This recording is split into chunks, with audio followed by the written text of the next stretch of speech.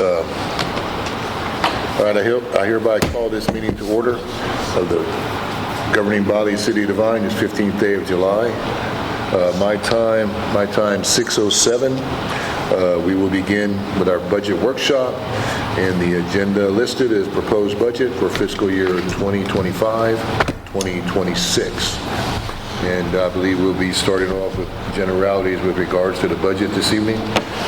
David, when are we going to get the tax rates and such, all the tax numbers? We generally don't get those till the end of November from the Medina County Appraisal District. But real quick, Mr. Mayor and Council, we have Ms. Christine Green. She's been gracious to help us here during the in our finance department. She's an interim finance person to going to help us with the budget this year and help us walk through everything that we have. This is a general overall overview, the very first meeting, of course, so we're not going to get too far down in the weeds.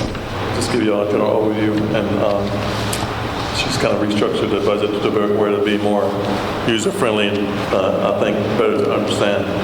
So, Ms. Green, if you'd like to introduce yourself and... Sure. You mind if I stand over there? No, not at all. No, and as long as you can reach the mic so we can hear you. Oh, and now we're going to have short jokes. That's going to have what? Now we're going to have short jokes? No. The reason why I say that, Christine, the reason why I say that is because most people don't put it close enough to their mouth. And you know what? Since you brought it up, our mic is made for short people. I saw that. I appreciate it too. Okay, so basically what I did was I took the budget and I condensed it a little bit. A lot of the information you had on there was not only redundant, but a bit much for the citizens to understand. So we have your actual totals that were audited for fiscal year 24, your adopted budget for fiscal year 25, your actuals as of 3/30. Yes, sir. Which paperwork are we looking at right now? Oh, we should start with that. You'll see the one that says general fund summary. You're welcome. So then fiscal year 25 actual numbers as of 3/31, and then the proposed budget. The reason we take your actuals as of 3/31 is because it kind of gives us a baseline of where you're at mid-year. And the only thing you don't have in this budget currently is your ad valorem. Everything else has been calculated. The salaries have been calculated. The expenses, with the exception of capital items that we'll be adding into it. And we just wanted to be sure that you saw the budget the way it's going to look, that you're happy with it, you don't want to make any adjustments to it. And then once we get all the final numbers in, we'll bring it back to you and we'll go line item by line item if necessary. So that's the general fund. If you go to the next section, you see sales tax revenue. Actually, just take the entire packet. This one? That's it. Well, no, sir, it would be this one here. The one here with the graphs. Oh. Okay.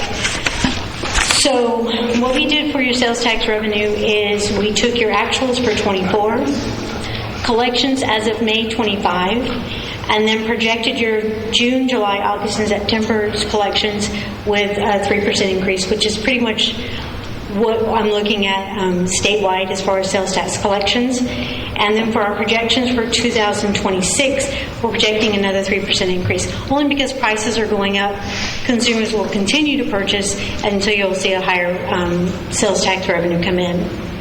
Do you have any questions about that? Or no, it's fine. What's up? What do you need? Does the projection take into account any thought on GDP shrinkage? Yes, sir. Yeah. Okay. Yeah, it does. You still... I was wondering if the projections take into account any potential GDP shrinkage. GDP, okay. It also... we're also looking at the consumer price index as well. And everything is projected to exceed at least 3% for purchases. So when you're purchasing your gas or you're purchasing your clothing or anything other than food in the state of Texas, you're going to be paying more taxes on it. And say 3%, Christine? Approximately, yes, sir. 3%? Yeah. I think the last time we checked it, it was 4.1, but the average has been 3% over the past year. So that would be your sales tax collection. So the next page is your hotel motel revenue or your lodging. And it stayed pretty consistent with last year. For fiscal year 24, actual was 19,000. But to date, you're only at 13,000. You average about 1,200 a month. So I'm thinking you're not going to exceed 18,000 for this fiscal year, and then again for next fiscal year.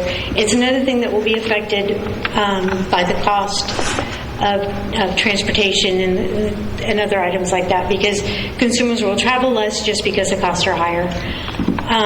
The next page actually is associated with the water, but I think we want to show you the ad valorem first. And I believe it's at the back of the packet. I apologize, I ran short on time and wasn't able to really consolidate it for you. So if you find the pages, it looks like this.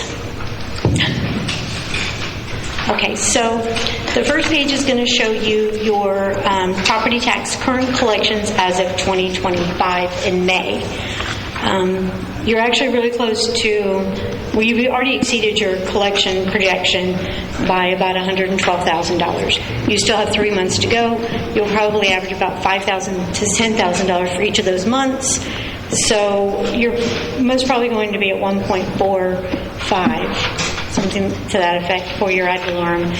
So then if you look at the prior fiscal year, you have you had projected 1.2 million.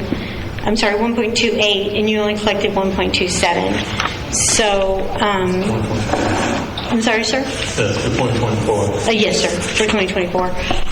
It looks like your collection rate is about 98%. And again, once we get those numbers from Medina County, we'll come back and we'll tell you exactly where you're at as far as your ad valorem collections. I do know property tax values through the state have been increasing a little bit, but it really stayed pretty flat for most of the cities that I work with. So, Question, so if our projections are exceeded, okay, which is great, but is there any other reason behind it except perhaps not as many people won their cases? it could be. It could be. It could also be that, and I haven't had an opportunity to really look to be sure that current taxes have been coded correctly to the GL. It could be that those were delinquent taxes but then coded as current. It could just be delinquent collections. Or it could also be that a portion that should have been transferred to the TERS hasn't taken place yet. Okay. Because I know when we did the last budget, and when we were talking about the tax rate and everything, they had an amount projected, the appraisal district did, on the people they were going to challenge their appraisals. Yes. Yeah, so, okay. Well, Medina County will most probably have at least some preliminary numbers, and I can call to see where they're at and see if they have an idea of how many, forgive me, I can't remember the word, protests, how many protests they actually have. And then we can kind of base it on that. If for any reason their protests are really high when they do give us the numbers, then we'll just have to project what we think is going to be. And again, you're at approximately 98% collection. So even if they're protesting their values, odds are you'll still probably be very close to what the projections are. Yeah, a couple of years ago, it seems like it was a couple of years ago, the property, the appraisals went up very high. And I think maybe part of this is like some of it is settled back down. And I even noticed on mine it has actually gone down a little bit because the market has changed. Yes. So while it's still high, it's not as like, I think that first batch of raises that they did was like startling to a lot of people, and I bet you they had an enormous amount of protests. And I would think now it would be less, but I could be wrong. Well, I know that the state had said that protests, if you protested last year, that protest will stay in place for this year as well. And so you don't have to protest again this year if you protested last year. Your values will stay the same as they were projected for last year. At least that's what the comptroller's office is saying. And I'm hoping that's probably true, because that way we can project a little closer. So that's pretty much where we're at with the ad valorem. Unfortunately, I don't really have a lot of information for you until we get the numbers from Medina, but once we have them, we'll come back and present them to you. So the next is going to be the water. And if you go back to this one here, sir. Yeah. Okay. So there was a rate increase or a slight rate increase around February of this fiscal year. With that and projecting approximately 20% increase for July, August, and September, and then next year the projected minimal increase that you'll have for, is it sewer? Forgive me, I apologize. It's water. Water, okay. We're projecting it'll be about $400,000 more in revenue that you will get from your water sewer. So that's pretty much where we're at right now, and I'll look at it again once we get the numbers in for July. If I see an anomaly or I see something that doesn't look like it's going to project properly, then I'll let you know. And that's just, is that what we were anticipating? Do you know? Yes, we were anticipating a bump, of course, because the Yes. rates went up. Right, I knew that. However, it's not going to be anywhere remotely close for us not to do another rate increase in October, because we did the rate increase to be able to pay our debt service that we just took out. Yeah. So, and that was just the debt service. That didn't include the recommended additional 3% on top of that. So the revenues are starting to come in. I think it's about $32,000 a month. Seems like an increase on average, something like that for the water rate increase. But the second phase of the increase still needs to be implemented in October. With the packets that you have for general fund and utilities, I'm still working on getting debt service completed for you. So again, that'll be something that we'll bring again in the future. Unfortunately, I didn't have all the information that I really could have used, but I know that Mr. Jordan and I are working to make sure that we have everything in order before we actually have meetings that you would need to vote on. But I did want to be sure that you had at least some type of picture of what you're looking at. And again, most of the numbers are already in here. There are some revenues that aren't, and then our debt service needs to be added. And as soon as I get it added, we'll get it to council so that you can look over that as well.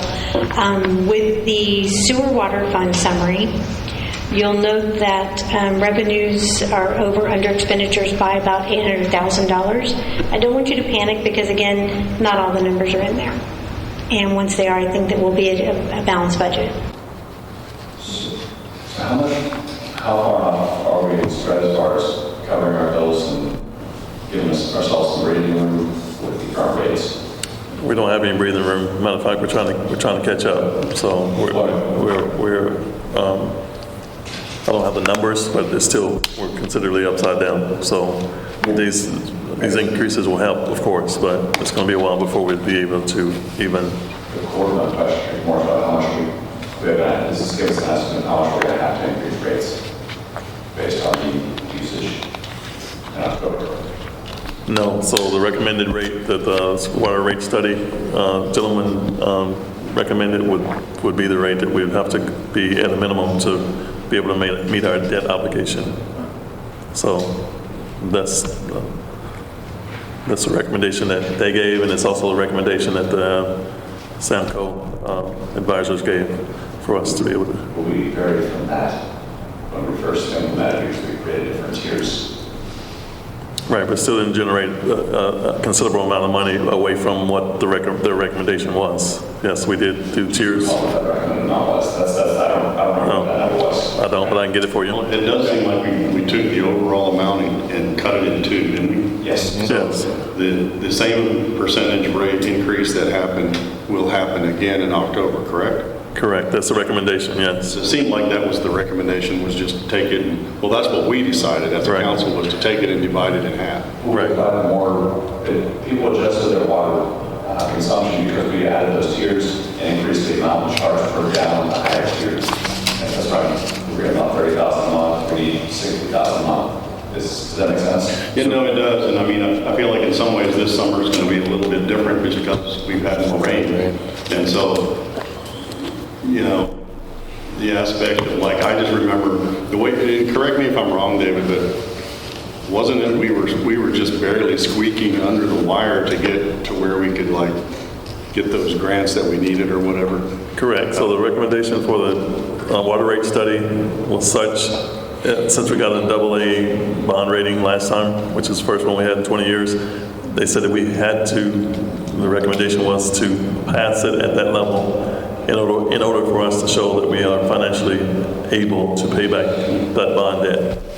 And that was at a minimum of $2.5 million that we borrowed for the new groundwater storage tank. That was for that, and we also borrowed the $6 million for the lead copper project that's mandated by the state. It's $11.5 million total. We were on the hook for $6 million from the city. So a question, when we say we went half and half, okay, so we went at 50% in February, okay, then is it 50% of the original amount, or is it 50% on top of the 50%? So it's basically another $20 from what, it says $40 total from the original amount, and that's just the basic math from. Okay. It's going to be approximately another $20 increase. So it's not compounded, it's just based on the original amount that was. Right. Okay. Yeah, from those old Good enough. rates. Good enough, sure. And I might remind council that these numbers are very preliminary. We just wanted to be sure that you were able to see the budget, that you were happy with the format of the budget, that if you had any general questions about the information that's being provided, that we would be able to address them. So if you have questions, please be sure you email them to Mr. Jordan. That way I can address them. If I can't be here physically, I can always Zoom in and address any questions that you have. Well, this is a lot less pages than what we normally have. Thank you very much. You're welcome. So there are some line items that have to be taken out because they've been commingled with your general fund. A few of them are court security, court technology, child safety, I believe, is in there. The seized funds for your police department are also in there. They need to be moved out and have a separate fund created for them. So I'm going to be working on those, and then we'll present those together with the entire packet. And I would hope that we would have an entire packet less the ad valorem within the next 2 weeks. And it'll be a lot closer to the actual numbers. So again, if you find something, a line item that you really have a question on, or you don't understand why it's as high as it is or why it's as low as it is, let me know. Because there were some changes to the retirement fund as well, where your rate is a little bit lower than it was the previous year. So, any further questions? I really appreciate the graphs. They help me close enough to grab. Well, I'm glad. We actually ended up doing those this afternoon, so they're rough, but at least they worked. So This is basically just expense revenues. We don't have any investment reports or anything in this. no, sir. Unfortunately, the investment reports I wasn't able to get to because I did not get the bank statements until yesterday. Oh, yeah. Yeah. Gotcha. So Okay. if I had presented it, your revenue would have been understated. So Great, okay. Yeah. Gotcha. Any further questions? I'm sure we will sooner or later, but this is very good. We sure appreciate it. And so we wanted to break this out, of course, so we could have, I kind of try to remember what y'all asked yesterday, last year, and try to break it out for comparison, like last year versus this year on the taxes and so forth, which give us an idea of projections of how we're going, either up or down. Are there any red flags that we may have really messed up in any big areas? Not really. So we're pretty much within reason. Exactly, yes, sir. I know that there were a lot of staffing changes. With those staffing changes, there were some savings in salaries. But other than that, your projections haven't been too far off. If anything, some of the revenues have been under projected significantly, which isn't necessarily a bad thing. Yeah, you just have to be cautious, only because if you do that and then you overestimate your expenses, then it looks as though the city is making more money than they really are. So to keep the citizens happy, trying to stay within about a 4% projection accuracy is the best thing. So. When you were working on the proposed budget in the water sewer department, I see next year projected about 835 under. Is that based off just that January through March revenue? Actually, it is going to be short $835,000. Right. But that, again, is because some of the revenues may not have been projected yet. It also there were some larger capital items that have been included that we still need to go through with staff to determine whether or not we're going to try to fund them through the water sewer, or if there's a possibility we could split the funding between the general fund and the water sewer. If that's a possibility, if it's going to work for both departments, we can do that, which will save the water sewer some money, and then of course we'll have to have it in the general fund. But right now the general fund is really in good condition. With what staff has projected as their needs, it's in a good position. So, With what have you seen with other municipalities funding this lead copper removal project? Are the municipalities having similar issues with funding, or? This is the only city that has the lead copper that I've worked with. I know that the city of Pearsall has some work that they're doing, but I don't think it has anything to do with lead copper. But I would have to ask the finance director to be sure. Can we punt this? Well, there's a timeline on it. The 24th was, October 2024 was the deadline to have the inventory done. And then the implementation has to be started by 27, and then it's supposed to be completed by 2037. 10 years? So, all right. I mean, Somebody else's problem. right. So, Well, we've been handed a few problems ourselves, so, hey, it's only fair. Well, it could be I'm not privy to the information either, so they don't tell me everything, unfortunately. But if I do hear anything, I'll let you know. I appreciate it. Oh, thank you. Are you awake back there? I know. Thanks, Christine. Thanks a bunch. Well, guys, it sounds like we're doing okay. Yeah. For all intents and purposes. So, David, this was done very well. Thank you much. thank you, Ms. Do Christine. we, and this here, are we ready to talk about this, or is this just for our perusal? This is on the actual original. Oh, it's on the original budget. Yeah, I mean, the original agenda. Okay. Yeah. That's on the Since agenda. it's a Okay. workshop, you can vote on it. Great, So. great. Okay, anything else you want to touch base on real quick, David, as far as budget? Yes, actually, if the council has a desire or something they'd like to see put in the budget for I was just gonna say that, as a yeah. funding, That's what I was going to, okay, go ahead. that's what I was going to ask you guys. What I would like you guys to do, okay, since you're more in tune with your district, okay, maybe some specific projects that you see are in great need, that can really help your district, and basically let them know that we're thinking about them, we're trying to do things. Mike, I thought you had a great idea on the streetlights. That's not just your district though, but I think that's a great idea, and I think we're following up on that for sure. Ray, like in District 1, I'll give you one myself over there. We have a city yard over there. Some of your neighbors have complained. Maybe we can find a way to get up a privacy fence or something like that to make it easier. Let me just throw it out there. How you got your street paved? Yeah, you don't count. So, Josh, you got a good beat on your district for sure.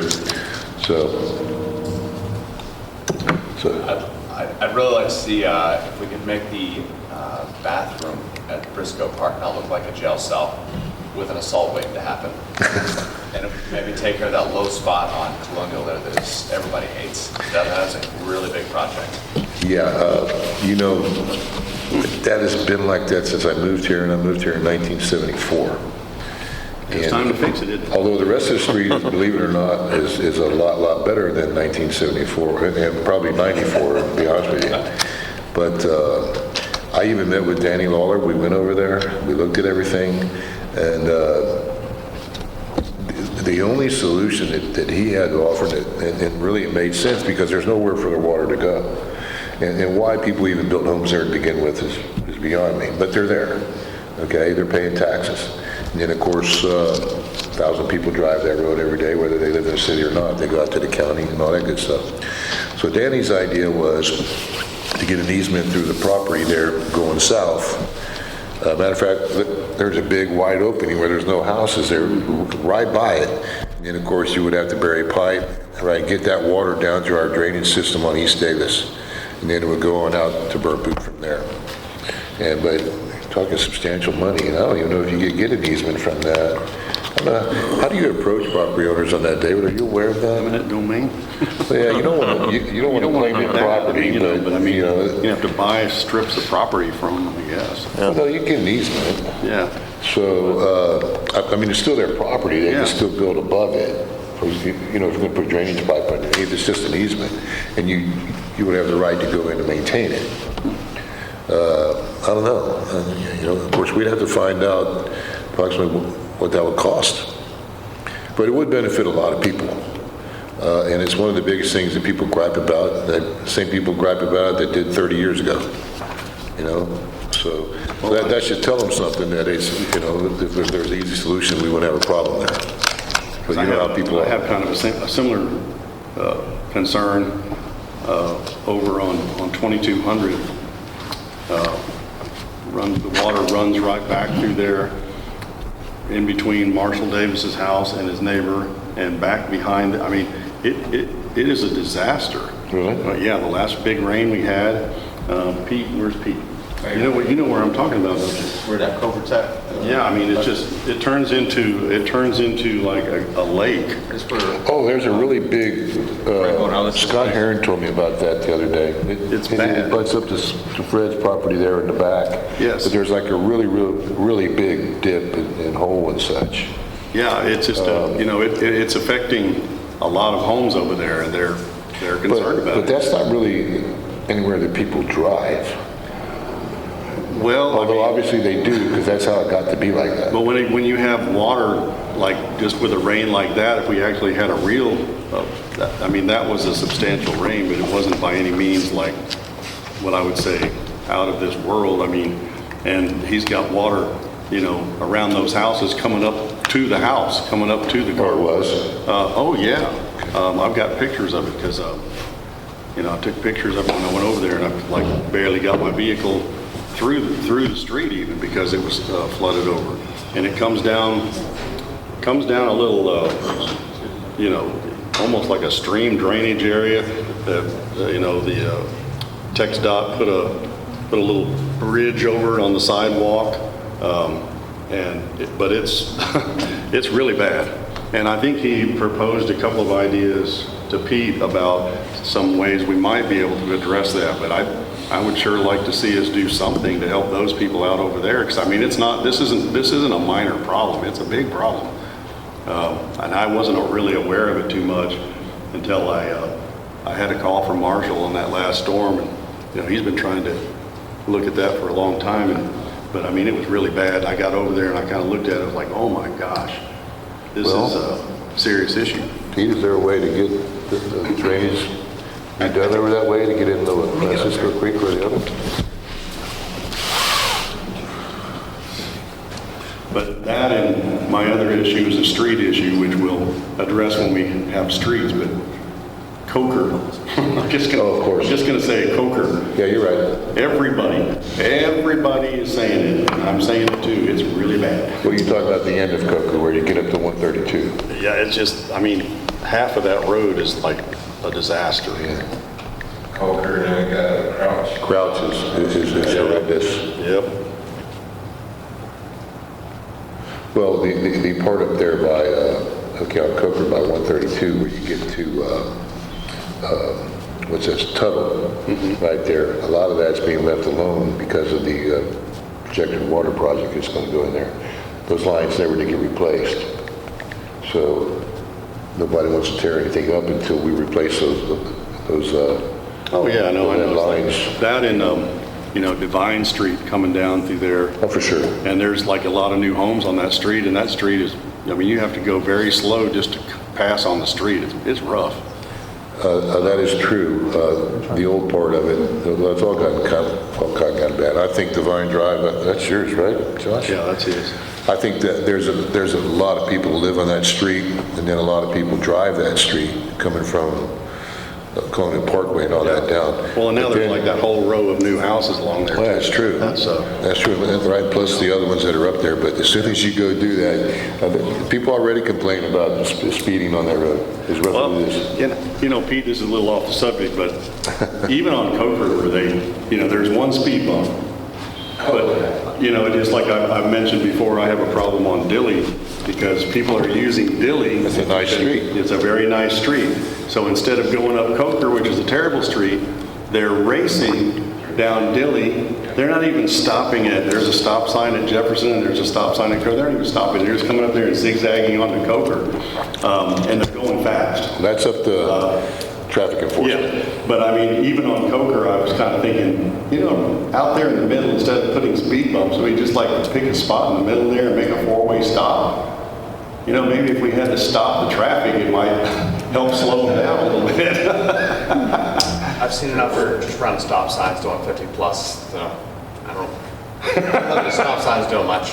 Well, I'll tell you, it's kind of like code compliance now, we're discovering that you hit them in the pocketbook, it changes things. Yeah, well, and I know that's going to change. So, yeah. I think everybody's a little hot over here on the mics. It's okay in this workshop, but I think this one is. Anyway, getting back to our original question, Pete. yeah. Hey, You that's see a there's a workshop. possibility over there. That's what workshops are all about. You get to deviate.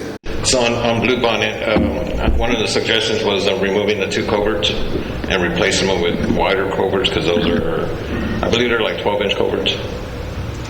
They're not very big, so all the water stops there, starts getting built up. And What kind of culverts again? those are, I would say like a 24 or something bigger. And they're getting clogged up? Yeah, they're getting clogged up. That he's talking about where it runs to Fred Morales' property, through Blue Bonnet, the dirt road. So Yeah. I actually drove back there because Scott was telling me about it, and a particular day I went. All I saw was a big dip right after, in between Marshall's house and the next one on the curve there. So, but anyway. Probably good cleanup and near culverts, wider culverts. Is that a massive project to replace those culverts? No, I don't think so. I think we could probably do that. Okay. Yeah, we got the machines to do it. Maybe you can bring us some numbers? It's just a culvert, yeah, okay, That'd be good. I mean, it's Purchase some culverts. We can get accomplished. okay. All right. And then, like I said, if you could bring it back within the next couple next couple budget meetings or something, or at least where we can research some of the numbers, see what we come up with. I myself, I have one I want to run by council that I kind of wish we would do. I really think it's ridiculous for our public works crews to be mowing Four Corners all the time. I think it's ridiculous for us to be watering them the way we do. I would like to see us kind of rip out the turf, go with more of a zero-scape type thing. Mix plants, rocks. I don't want to just put, I don't think we want a whole big bed of rocks. We want to have it done nicely. And I actually have some videos and stuff of some things that I've seen. And so two things there. I think we'd save on man hours in our public works, not having to mess with it. Okay. We'll save on the water usage. Then what we'll do there, we'll put in a drip system for whatever plants and such. And then also to get the garden club involved, so approach them, hey, we want to do this, we'll love to hear your ideas. And that way they're involved, because they've taken care of it for many years. We don't want to just, and then if we, so I can come up with some basic numbers myself with some of the people I used to do business with in the landscaping company, my landscaping company. So, like I said, I think most of the work, I hate to say it, Pete, but I think most of the work can be done by our city crews. So the hours that we put in there right now, we can translate them to that for a little while until we get that done. So, but it should be well within reason. It shouldn't be super expensive. I'd like to bring back up the Karen Court issue, getting another road out there, so get a different estimate. 'Cause I know we had one estimate, but we're supposed to get some more to open up that, so they can have another entrance. Yeah, that's the one where we have the sewer pipe there and the manhole cover. Wasn't that going to be extensive a little, Pete? Back there on Karen Court? The first price they gave us is pretty expensive. It was, yes, sir. it was six figures. Yes. We just sent to get another, the person wanted to, get out and replace it. Oh, we only got one We only estimate? got one estimate, Oh. so I can get something else, maybe even Okay. seeing if we can move it just a hair, not even having to mess Well, I was with thinking that drainage. when I went to look over The the, manhole. that would be so advantageous. It would increase the traffic back there on Breeze and Lorraine, but just for emergency services, just That's getting all we people. need it for. We don't need it to be it's just for emergency. Yeah, Just say it's one-way street. Exactly. yeah, true that. What would the appetite be for funding for a part-time traffic enforcement officer or full-time, someone just dedicated to traffic? Right now, anything. David, that's you. He's calling your name, David. Y'all fund it and they will go. Absolutely. That's I mean, that's a good, definitely a good investment. If the council funds that position, it would definitely be advantageous for the community. What about within our established positions on the police force? So Is that too much for them to be as strict as we'd like? I think we had 9 traffic citations or speeding citations last month.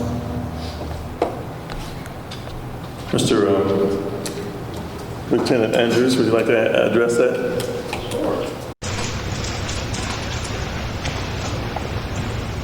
So priority is staffing, guys. We're short 3 people right now. Technically 4, but we're working through. The last 30 days I've hired 2, but of course there's an extensive training program that they have to go through before they're able to go on their own. So right now we're just trying to keep our head above water.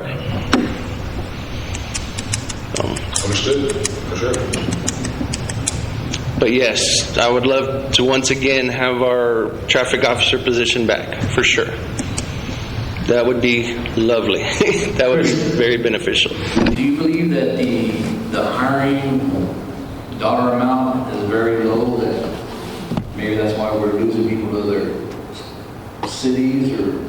We just got, with this past year, we just got it up where we're competitive. We're a little shy, but not of any, I don't think it's of any consequence. The biggest thing now is we've really had to hustle to do recruiting. We've been to every police academy graduation. We've been to different events to try and recruit.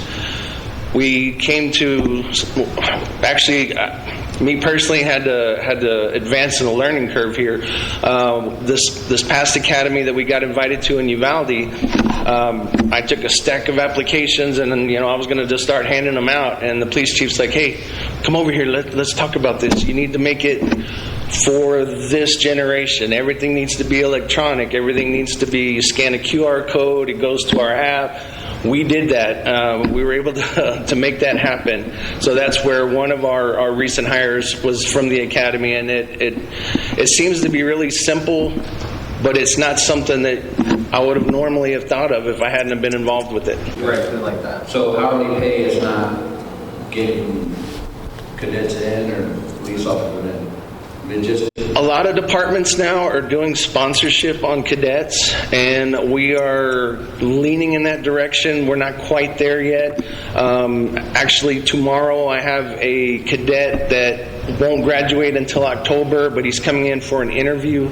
We're going to see what that's going to look like, because I don't really have a personal reference for it. We got some recommendations from the Hondo and Castroville Police Department about it, and that's what we're trying to work towards.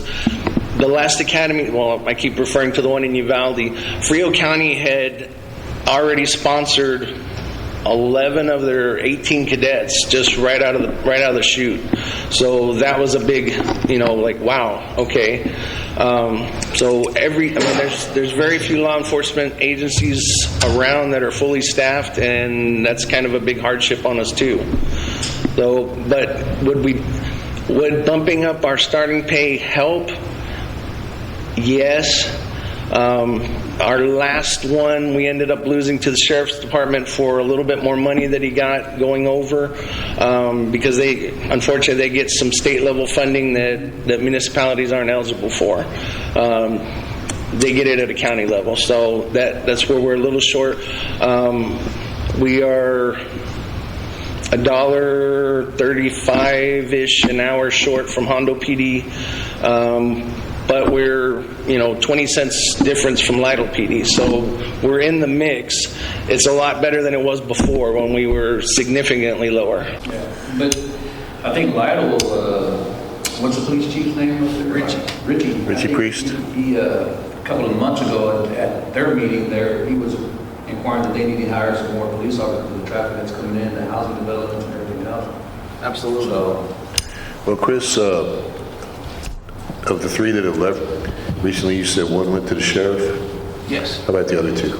The other two, one decided to get completely out of law enforcement, and the other one went back to Galveston Police Department where he came from. It was a significant increase that we wouldn't be able to have competed with. So in your experience, for example, with let's just say Castroville, Lytle, Hondo's much bigger than we are, and plus they got Highway 90. Yes. Pearsall perhaps. How do they do as far as staffing? Are they always looking for folks too, just like we are? I mean, everybody right now. I know Hondo is only missing a couple, but they've got 30 officers. Out of our 10-man department, I'm treading water with 6 at the moment. So, yes, I mean, staffing is a big issue all across the United States. If you do a Google search on it, as far as law enforcement. I don't blame them. Sometimes, it's a tough job. My dad was a peace officer, so Yes, sir. I also think, like I said, we brought the Devine PD up to the market last year, right? Yes. But to be able to go above the market to make it more presentable, enticing for people to come here is not a bad idea. You know what I'm saying? You don't want to just be to me. Just like I recommended when we did the salaries for the 4 people that we're hiring, started the median and advertised to the max, right? So we brought them up from $18 to $25 last year, as y'all know, and that just put us in contention, right? So, and then like the next city up, they all of a sudden bumped it up to 25, 65 or something like that to make it a little bit more enticing. So to me, if you went up to 26 or even $27 an hour for PD, that would be something that an officer would consider not only to come here but to stay here for a while, and that's what we're looking for. That's exactly what we're looking for. What do you think we're missing? Is it money, or is it what are we doing to stop this turn? What can we do to prevent that?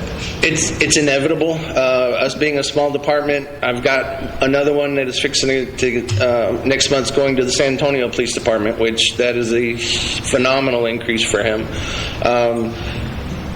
It comes in cycles. I have a lot of tenured staff, and then now we have some new hires. It all boils down to we're the perfect training area for them to do bigger and better things. Is what it seems like. I'm just wondering, is housing ever an issue for these guys? No. I'm just wondering because it's a problem like for teachers that come here. It's a problem for a lot of people that come here and they wind up having to live in San Antonio or somewhere else, and they get tired of commuting. And the other thing is most of these guys are, and I don't know if this is a cause or not, but most of these guys are probably looking for some action. And I'm just wondering, do we have enough action here to keep people interested, or they just get bored with the job and say, look, I'm going somewhere else? Every day is not a grind, but there's stuff out there if you look for it. Well, of course. I'm just asking, and this is all hypothetical. The benefit for us is we have 35. 35 has unlimited type things. I just need the staffing to be able to get us back up there. Right. I'm just asking because I think that sometimes it's not about the money. It's about the job. and what I'm doing, and I have to drive here every day, and I'm getting kind of tired of that and things like that. So I just think it's worth like checking out. You know, do you ever do like exit interviews? Like, what are their reasons, all their reasons, and do you ask them specific questions about, you know, why, you know, is this a problem? Have you ever experienced this? You know, just asking them to be 100% honest. Because we do need to figure it out. You know, I know that, you know, it's just like, I see this happen all the time. I mean, even when I had my own businesses, people would come and work for us and make the same as maybe they were making somewhere else, but it's the workplace sometimes that makes the difference. You know, I'm not saying that you have a bad workplace. I'm just saying sometimes it's the job. It's like, we wouldn't have people here. Of course not. And so it's like, I just think we need like a broader scope of looking at it other than just money. And well, that kind of leads us to what basically we're also asking for a pretty significant increase in our training budget. That seems to be a big draw as far as new recruits not wanting to, kind of like what you just described, stay stagnant, stay stale in what they're doing. We want to be able to do more than just give them the basic training to go somewhere else to do something better. Right. We want to be able to keep that better here. So I think that program will be good if we can get that, you know, get the funding approved on it. Get them a lot more than just the basic trainings here. Or, you know, don't get me wrong, it's stuff they need, all the basics that are required by the state, but they're, you know, recently we've been invited by the sheriff to join their special response team. Well, we don't have the equipment and we don't have the training for that. You know, I don't have anybody SWAT certified anymore. So there's just different things like that we need to try to gear towards so we can not only keep up with other agencies, but to, you know, thrive. Right. And those kind of relationships and those kind of trainings establish relationships. So when something does happen, they work together, they're familiar with one another, and it benefits everybody. It's like a force multiplier. So yes. those type of things. You want everybody to be on the same sheet of music is the easiest way to explain that. I want to know that if I go from here to Hondo, they're going to do it exactly the same way that we do it because we've all had that same level of training on it. Yeah, and I think that he brings up a good point because it is a lot about working as a team, and that kind of goes back to what I'm saying. It's like, you know, I always try to build like teams that people got in, and once they got in, they didn't want to get out. Mm-hmm. You know, and when I bought a different business, they all wanted to go where I was going because we were going to operate the same way. So it's kind of like it's like an energy. You know what I mean? So sometimes we have to analyze like, what is the energy of this organization? Is there any energy there, or is it all positive? Is it negative? Is it stale? Is it what's going on? I mean, does it have a pulse? So we got to figure that out. The best thing with new people that we have right now that are, you know, they're currently just starting, literally, the enthusiasm. If we could bottle that up and pass it out, exactly, it would be phenomenal. So it's just a way to kind of hold on to that. And I think even more experienced workers can have that same kind of enthusiasm. Mm-hmm. It just you know, I think we just have to like dial it up. Entice them to come and work here. I mean, it's either we add more money to the salary, the hourly pay, or not. We can do a sign-on bonus for a year or something like that. I mean, it's something that's got to lure these young guys in, or somebody that's tired of working in Hondo that wants to come over here and work, you know? Sometimes they hear about it, though. It's like, you know, they talk because they want to be careful where they're going to. So they're talking within their realm of who they know. It's like, well, they have a network. They got a grapevine. They got a great, yeah, exactly. So I just think a lot of times it's not all about the money. Is there any software we can use to track the amount of hours you folks spend on different things? That way we could identify maybe some software that would, if you're spending a ton of time writing reports, that could maybe speed that up or make it a little bit less intensive. Basically, the tasks that suck up a lot of their time and make them hate their lives, every job has it. There's something that we could get to minimize that. Administrative versus action. And allow them more time to do the stuff that they like. There is, that was another thing that we haven't got to really talk about much with David. So the sheriff's office has a software. It's called CAD/RMS. Everything's done digitally instead of having to do everything paper, everything over the radio. You're getting stuff sent to an electronic device. That's something that I think exactly would follow suit with what you're talking about. Instead of me having to, okay, so they're telling me I have this call, I have to go to the office, I have to write in a book to put this call number down, and then I have to, handle whatever it was for the call, come back, then redocument a report that goes along with it. It would be so much easier to have everything right at our fingertips, and that would be a time saver for sure. All right, well, we clearly can try and look and see if we can find some more money for these positions. I have a quick question. It could be my imagination, but I've noticed I see the sheriff's cars here a lot more often than I used to. And it's just what I've noticed. A lot of it is for the Operation Lone Star. Okay. Which is? It's grant funding that they received. Right. Basically, they have their, what they call, I don't want to call them street investigators, street crimes unit. And basically they have one task, to stop cars and find something that they shouldn't have inside a car. Okay. So that was part of our original funding for the Operation Lone Star that we applied for. However, we've come to find that this is probably the last year that's going to be funded by the state. So they took my $684,000 budget and peeled it down to $100,000, which is predominantly all going to be just overtime for the officers at this point. And do they work in conjunction with you when they are here? It's all task forced, yes.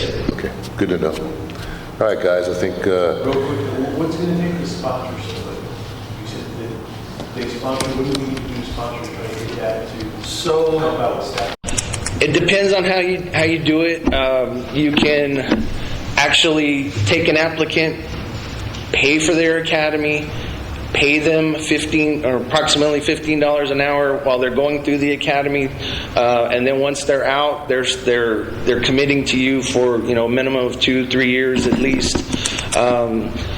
We're trying to do, or what we're trying to do in the immediate during this immediacy is get people that are more than halfway through.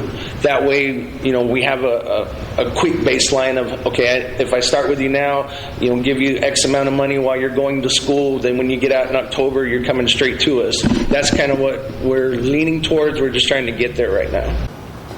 So when they do come to the police department, they still have to go through the field training officer program that we have here to teach them the rules and regulations locally. So that's 4 months? Every new hire, for field training, it's 12 to 16 weeks.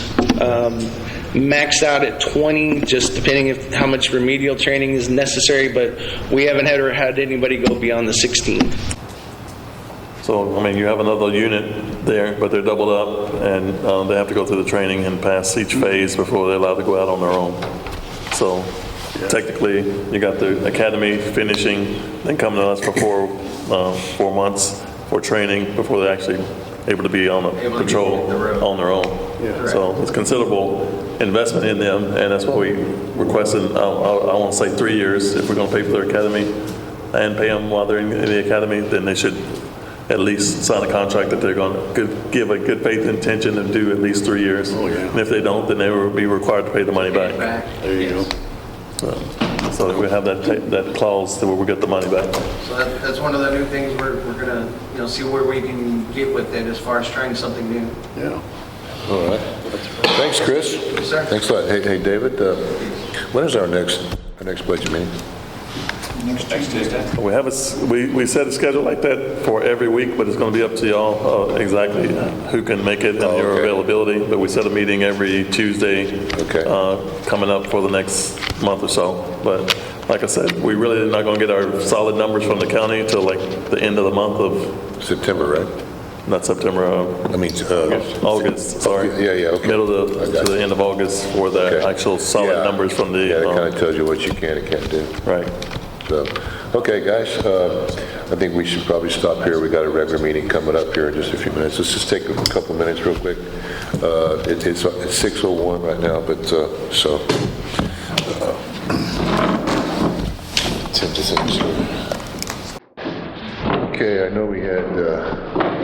person sign up on the citizens forum, but I actually talked with her, and she was here on an item that didn't make the agenda, which was the tiny homes. Oh, yeah. So I have one too. Second home. yeah, we will. Anyway, so if anybody was interested, they backed out. So yeah, Smart. Okay. All right, guys. David, do we have any public recognition, sir? Am I signing up? No, sir.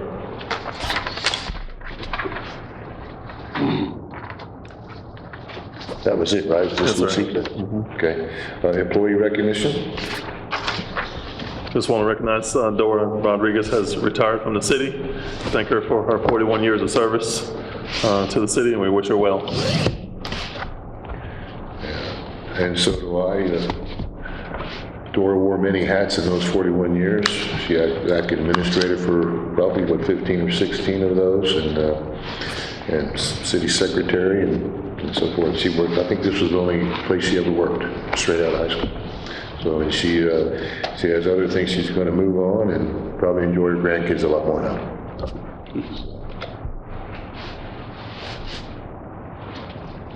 Okay, consider approval of council minutes from regular meeting June 17th, 2025. I can use this now. Those. Yeah, they're not in there. Okay, you didn't make any copies? No. Okay. Okay, we have a motion from Josh to consider, to table this item to next meeting. I'll second. All right, we have a second from Jeff.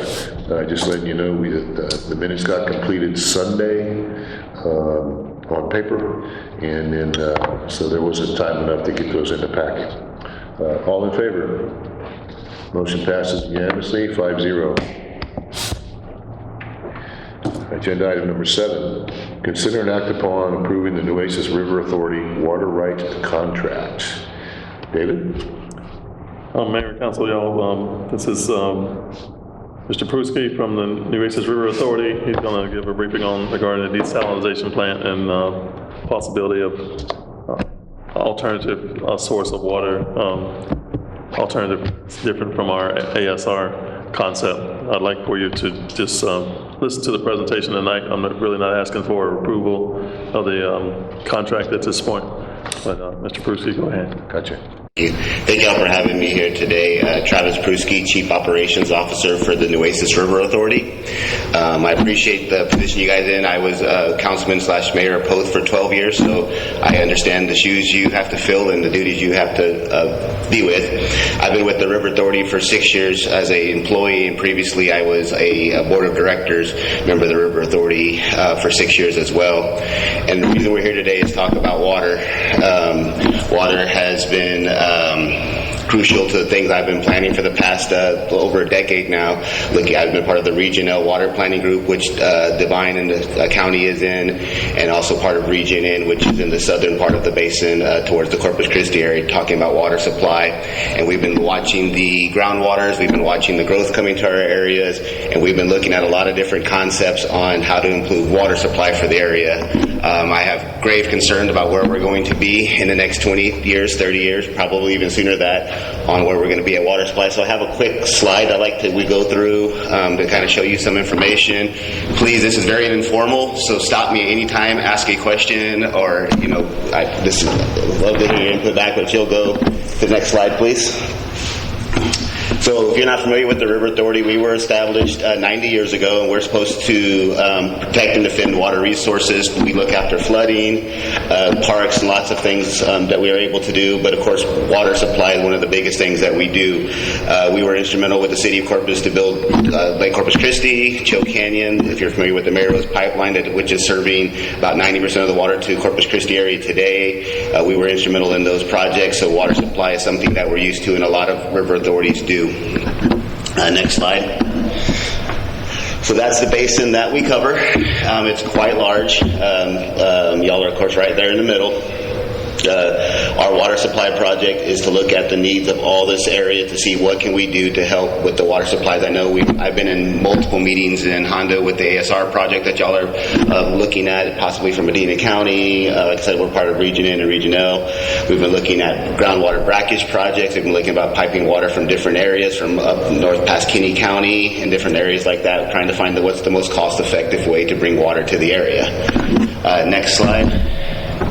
Despite all, actually I need to update those numbers, even despite all the rain we had, we're actually below 14% as of yesterday morning for the combined two water reservoirs, the main two lakes that we have, to kind of really demonstrate how bad the water supply is and what we've done to the ground underneath. Of course, y'all all know what happened in Concan yesterday, correct? We don't know if any of that water is actually going to make it to Choke Canyon. I was in Frio County with their Public Works flood administrator, Ray Callio, earlier today, watching the water come up, and right now it only rose about 5 feet on Highway 655 just north of Derby, and it hasn't even made it to the bridge yet, and we're not seeing a lot of flow there. So even in these massive rain events we've had, I live on the Atascosa River, I've had over 35 inches of rain. My rain gauge, that's about 10 miles from my house, hasn't moved this entire spring yet. And once it rains, that ground is just sucking up because I believe we depleted the water source underground. We still have some years of water well, but we have to look for other solutions on how to provide water for the area. Next slide. So if you look at those numbers, that is the projected numbers from the Region L, which is the yellow, which is you guys are in. N is the purplish one, and then Region J is up there in the hill country, and then Region K is the Rio Grande Valley. Those are the projected numbers that we're going to be shortfall by 2030 and 2070. So what that equivalates to is by 2030, we're looking at a little over 200 million gallons deficit in our basin, in that Nueces Basin that we're going to have. That means we're going to be pulling more than 200 million gallons a day from the ground or from other resources, and we are replenishing through water supplies or any of those things. And we believe that number is going to jump to over 470 million gallons a day by 2070. All of that being said, this is census data from 2020 from COVID. If you know how the census process worked during 2020, that number is vastly underrated, and the growth we've had in the last 5 years in Texas, obviously you can see what's happening on 35. We believe those numbers are dramatically off. Also, when we do this water planning process to determine these numbers, you cannot include any new oil and gas or any new industry, these data centers, until they break ground and they sign a water contract to take this water. Even though they have plans to do things, we can't include them in the process. So we know there's a couple of data centers coming to the area. Each one of those can use between 5 and 15 million gallons a day of water. So all of those numbers we tell you is still vastly under what we see what's going to happen to our water supply in the long-term future. So looking at that, next slide. We've looked at how do we go big, what do we need to do to actually fix this plan, and we decided on marine desal. We've been working with the state legislation. If you're familiar with Senate Bill 8 that passed earlier about 3-4 weeks ago, that had monies in it for this new water system through the desal project, and it also, most importantly, gave us land rights through TxDOT to bring water pipelines through TxDOT right-of-ways so we can get the water to the communities the fastest, easiest way to do that. So if you go to the next slide. So what we've settled on is a marine desal project. So I'm going to step over here for just a second. So this is called Harbor Island. So this is the city of Port Aransas. This is where, if you've ever been in line on the ferry to get to the island, right to your left is where Harbor Island is. If you are older like me, if you remember the Texas Treasure gambling boat, you used to park your car right here to get on the gambling boat. So that's a point of reference to where you're at. Oh, I know where it's at. Exactly. So that property is owned by the Port of Corpus Christi. We have just actually today finalized all the paperwork finally to secure a 100-year lease on that property to build the desal project. So we will be building it there. Phase 1 is going to be a 100 million gallon a day plant. but we're sizing everything on the island to go up to 500 million gallons eventually for this expected growth, and to be able to, we're planning everything to expand as needed from our communities. Next slide. I think there's So environmental, if you heard things about desal, City of Corpus Christi is also trying to do a desal plant right now that they're by the Inner Harbor, and that's if you've ever been to the Hooks baseball game, that area right back there where they're trying to, and they're having some environmental issues to get all their permits completed and get everything done. We will be bypassing all of the permit requirements, because what we'll do on that harbor island, we're going to drill down about 80 feet, and then we're going to go out about 2.5 miles into the Gulf of America and pop back up about 35 feet deep, and we relieve all of the, we have to say that now, I'm a government agency legally. And then we will pop back up under the Gulf floor that's about 35 feet of depth, and then that's where we'll be taking the intake of the water. So we'll relieve, there will be no environmental damage to any of the shoreline, the fisheries, the estuaries, the beaches, any of those things will be completely untouched. And we don't have it pictured in this video, in this image here, but about another half mile further is where we're going to pop up with the brine water, that we will return the brine water into the ocean. So in order to make 100 million gallons of water, we need to pull about 300 million gallons of water from the ocean, and we got to return 200 million back. And it's going to be slightly saltier, but at those levels there will be no impact to the fisheries or anything of those natures, because of course environmental impact is very important to us. I'm going to have you go back up to the top with the bigger picture of the map. It was like slide 3. Yes. So, Harbor Island is here. We will be then running that pipeline. We're going to come over into Santa Patricia County to I-37, and then the pipeline will go up 37 all the way to Highway 1604. We're going to, communities along the way will be having tap lines to that. So far, the communities, some water districts, the closest to you would be El Oso Water District, McCoy Water District, and Benton City have already committed and signed contracts for that water. The city of Lytle, Hondo, and Castroville have also already signed contracts. Those are your closest neighbors. We have a ton of other along the way that are taking that water. So today I wanted to give you all the information of what we're doing, and if there's something that you guys would like to participate or just know what's happening in the region, this is what our plan is to solve our long-term water needs.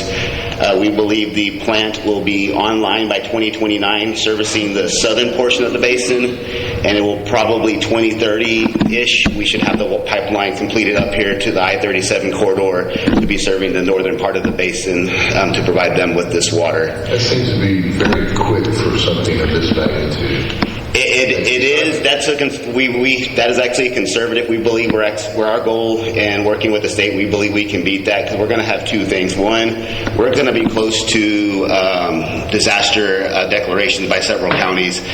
City of Three Rivers, City of Beeville, City of Mathis are already having to bring water in from different areas, because they get water from the rivers and the lakes, and their pumps are below their ground, so they're already producing at less than 50% of their normal capacity. City of Corpus Christi is already close to stage 5 restrictions down there. The only thing that if you do a project like this, it's permitting is what slows everything down. And so we believe through these disaster declarations, we're actually going to beat that 2029 timeline. The plant itself will actually only take about 18 months to build. It's the pipelining that's going to be the largest part of the process. And so we'll be working our way up line to get that part of it. But that Senate Bill 8 that gives the TxDOT right-of-way for this type of project, we believe we can make that timeline go quite a bit faster. And you're going to go up 37. We'll go up 37, and we'll branches off of there. The 1604, and then... Correct. What is your process for desalinization? It's an RO process. So we don't do it well here. We invented it in the Navy. Every Navy boat has desal. That we have 3 large municipal plants. The largest one is 50 MGD in California, Carlsbad, and then there's 2 in Florida. But right now, currently, I believe there's about 300 billion gallons of water produced through desal throughout the world. Saudi Arabia is completely desal. All of Israel is. Japan.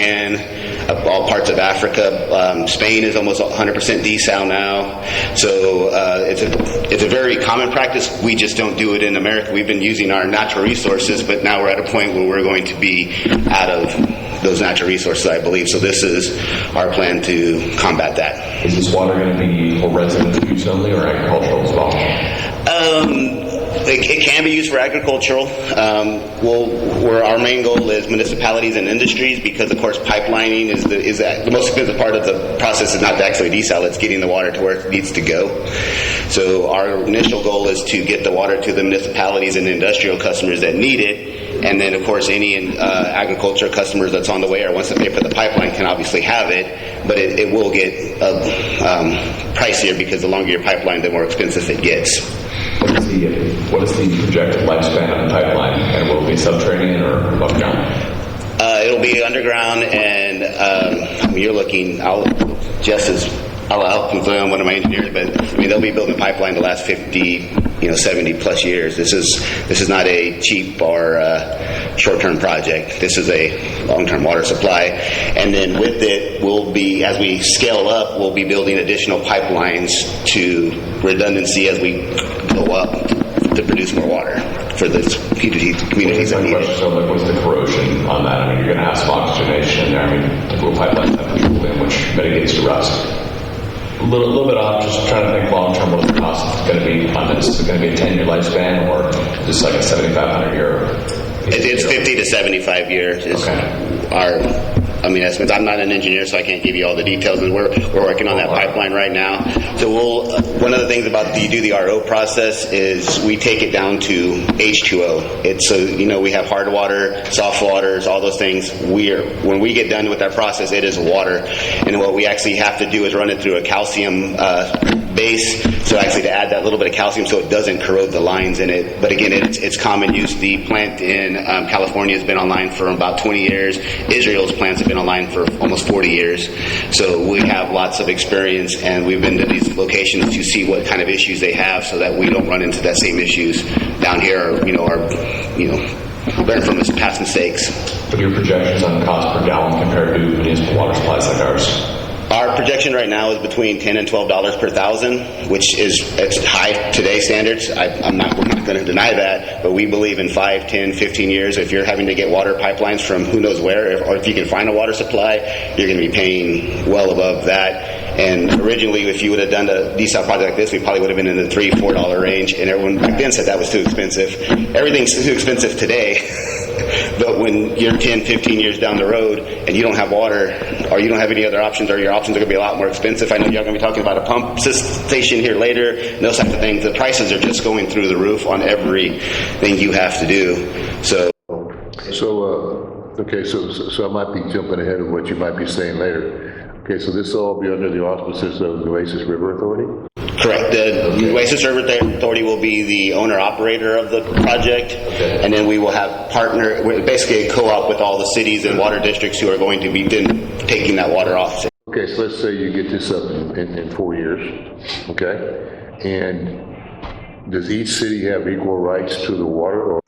So the cities, what they're doing, all the communities I mentioned earlier, what they did is they have bought reserved water rights. So that cost is $27,000 for 1 million gallons a day, 2-year payment. So a $27,000 payment this year, and a $27,000 payment next year for 1 million gallons. You can any increment, but I'm just using 1 million gallons as an example. So like Benton City reserved 2.5 million gallons a day in the pipeline and in that plant, and we're only going to sell the 100 million gallons to the cities who want to use it. So we're not going to oversell and sell 150 million gallons and say, okay, well, now everybody doesn't get what they offered. You will be. So if you're like us, we're fortunate in some respect. Here where we're at, hopefully it stays that way for years and years to come. But, I fully, it's been said before, we fully expect San Antonio to start tackling the Carrizo aquifer considerably. But we're here, the Carrizo, we pull from the Edwards, and then of course we have the Wilcox. Okay, so if we pony up for so many gallons and so forth, okay, but and we don't need them, but they're still ours. So we'll come back to you in about 12 to 18 months with here's the final timeline, here's that final price, and then you will have to sign a take-or-pay contract for when that water becomes online in 2030, 2031, 2032. Well, we don't want to be your water supply. We want to be a part of your water portfolio, diversify, and then we want to be your insurance policy and then your growth insurance policy. So say y'all are using a million gallons today, we don't want you to buy a million gallons. We want you to buy probably maybe 500,000 or something along those lines to diversify your portfolio and then build as you need to. But what we're doing is the member cities who join the first 100 MGD, y'all are going to tell us when we're going to build the second 100 MGD when we do that expansion, and then you have the rights to buy. So if you buy 100 million now, and when we go up to another 100 million, you have the first rights to buy your 100 million again, or your million gallons again, before City of San Antonio or Corpus or someone else can buy your water rights. We're going to be beholden to our initial customers. Y'all are going to tell us when we're going to expand, and you have the first rights to buy that water if you want to, buy the next phase or up your volumes or anything along those lines. All right, so looking ahead, let's say you got some cities that are in drastic need of water. And let's just say we're sitting here and we're kind of on the bubble, okay? And of course, I realize you can't project everything down the road. We don't know what kind of droughts we're going to have and everything else. And I don't suppose I guess if you're pulling out of the ocean, by golly, you're going to have water for quite a while. If we run out of water down there, we've got bigger problems. Right? Okay, then the other thing, but that was a concern for me. For example, let's say Lytle's over there, they can't, or whatever, they don't have all the water mains that we might have here, or another town, right? So I can see, but it's all yours. It's not mandated by the state. They're not butting in, and they're not saying this county will get this county will get that, and so forth.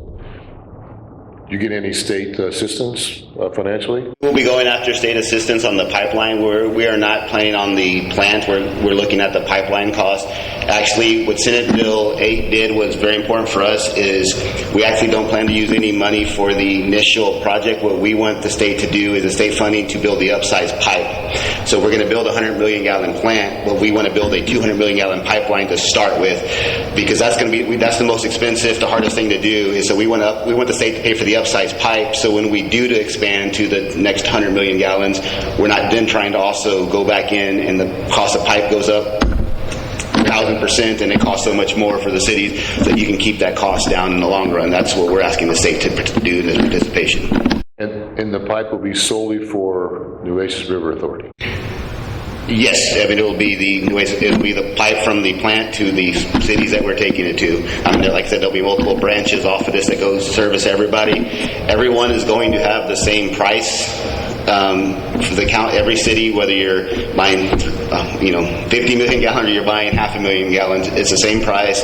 Everything's going to be the same, because we look at it as we're all in this together, and we have to start thinking that way to solve a problem this big is all these small communities. And it's also really important for us, myself, I'm from Poth, and all of our board members are from small communities out here, is that we want to make sure you guys have the opportunity, if you feel it is the right for your future, to participate, and not the water all go to Corpus, San Antonio, and y'all are left out here. In 15 years they take your water and you're out. So we want to give you the chance to have this information. If it's something you feel works for you, we want to work with you. The one thing that we won't allow is selling the water rights on a secondary market to another city or something, because that's not fair to the process and everybody in it. So like if you buy $1 million and you don't need, maybe we give another $500,000 to Benton City, it'll be at the cost of the water. We're not going to allow you to upsell it or anything. That's not fair to the process, and we're trying to be equal footing for everybody, be under the same guise, and that's very, very important to us. Got it. So a farmer, well, of course they're going to have to pay for it considerably, but a farmer's not going to be able to sell a bunch of acre feet like they do now and stop farming. Correct. Now, when you take it into the meter and it comes into your city, what you sell it for, if you transfer to a farmer, that's what we're not going to allow you to do is an intertrade between the cities. We don't want there to be some fight down the road or whatever, so we're going to be very transparent, and we're going to, the same cost, we're sharing it, we're in this together. Okay, I know David's chomping a bit here, but I have one more quick question. Number one, this is a proven technology, okay, which I think is exciting as opposed to ASR. I'm still trying to wrap my head around that one. I'm ignorant of everything that comes into play on that, and I'm still I just haven't seen anything for me that's just driving me to want to be part of that. But I can also see other river authorities doing the same thing that you're doing, right? We hope so. Right. So, I don't know if there'd be any more that might include us or whatever, but, so that's just a thought I had run. We hope so. Honestly, the Rio Grande Valley has already asked us to buy water, and we haven't allowed that yet because we want to make sure we service our basin first. Obviously, if we're happy to take, some of the water is being sold in Wilson County that's outside of our basin, but it makes sense for the pipeline. The more water I can bring up to 37, the cheaper it is for everybody, and the better it is. That's our ultimate goal, is to serve this area first. But if we sell some outside, that's great. But we want to make sure you guys have that first, opportunity. But if there was a better plan, I'd love to.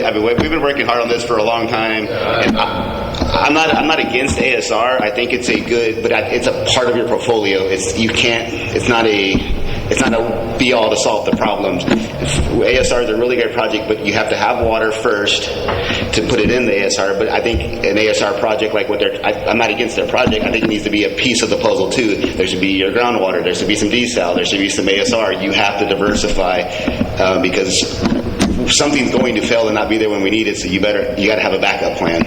And I think our water supply, our groundwater, is in serious trouble. Yeah. Well, I got to tell you, I'm very pleasantly surprised by some of the things you've spoken about. Thank you. Personally, yeah. David, you're chomping at the bit over here, but. No, you said 500 million gallons? Is that what you said for the? That we're building everything to be able to scale up to there. So we're building 100 MGD, 100 million gallons a day, phase one, but we're planning, and the placement on the property, the pipelines, to be able to add on new pieces and not have to reinvent the wheel to add the extra capacity. Just to provide for Region L, or just for Region N, Region L, parts of Region K, as it's needed, and we'll expand. And quite frankly, 20 years from now, there could be 500 MGD plants down on the coastline. One might be going towards Austin, one could be going towards the Dallas area. We need water. This isn't a South Texas problem, it's an everywhere problem. Luckily for us, we're the river authority that's attached to the Gulf, and we can do it first. Right. So the communities that connect to your main infrastructure, who's responsible for paying for that piping to your main water line? That's the river authority will own that pipeline, and it'll be part of the O&M cost that y'all are paying for. You're going to be paying for it through your cost, but we will be responsible for that pipeline.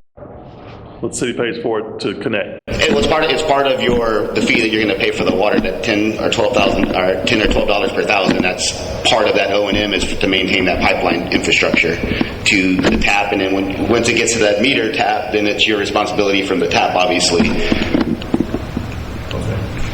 This does not guarantee us water. It's just giving us the option. We're paying up front for the option to negotiate the future.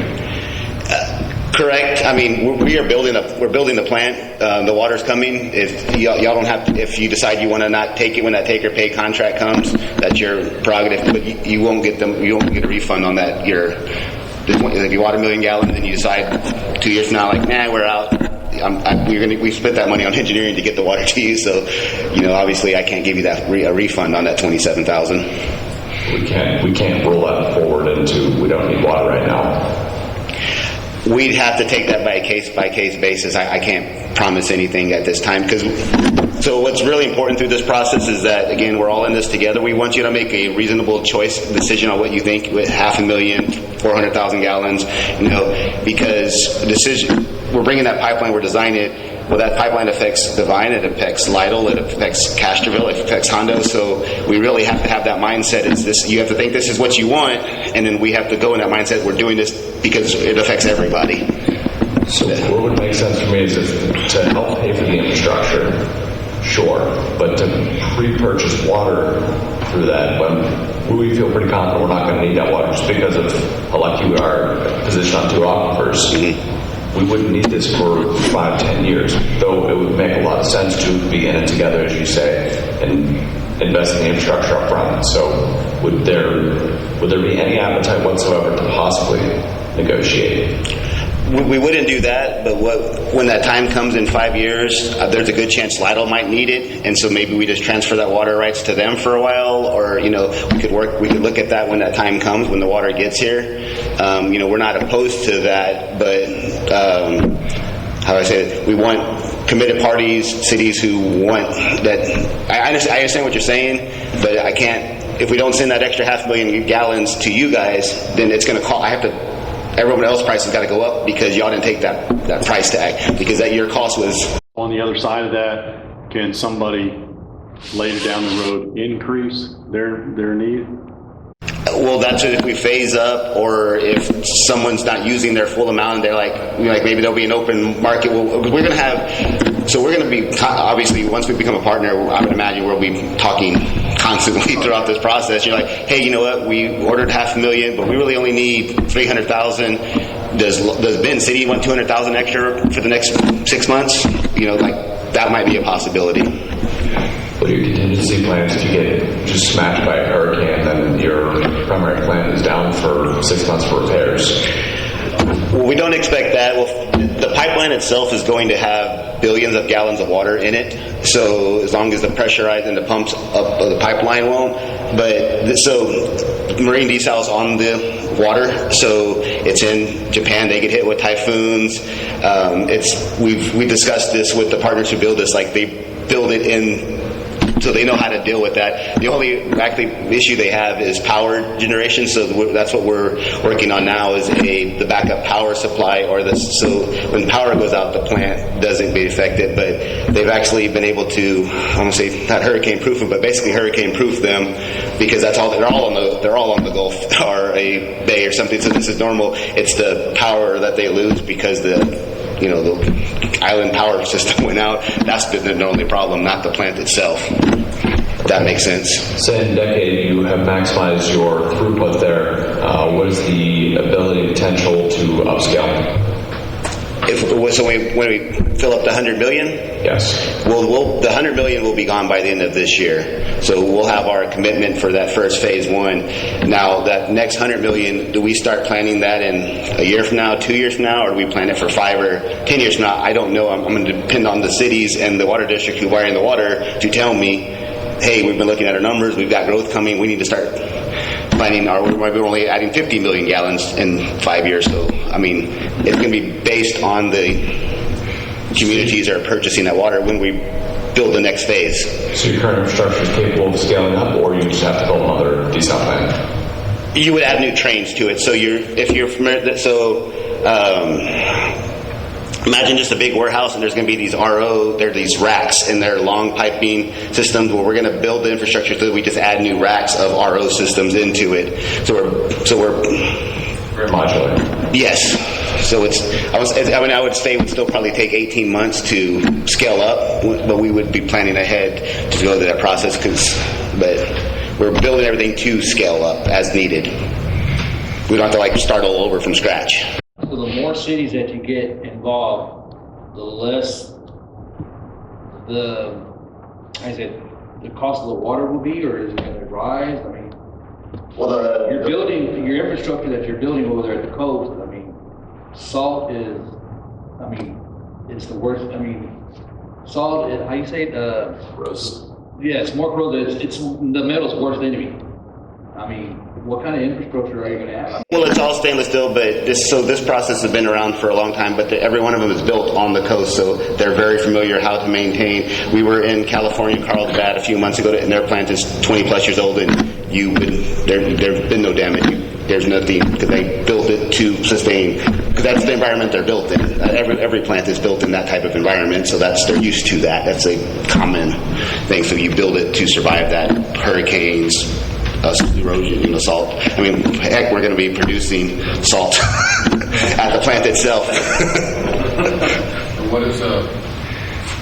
Let's give the 27,000 that was mentioned.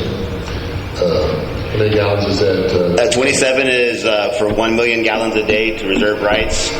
So if you wanted to do 500,000, it'd be 13,500. And it's 2 payments. So we made the price.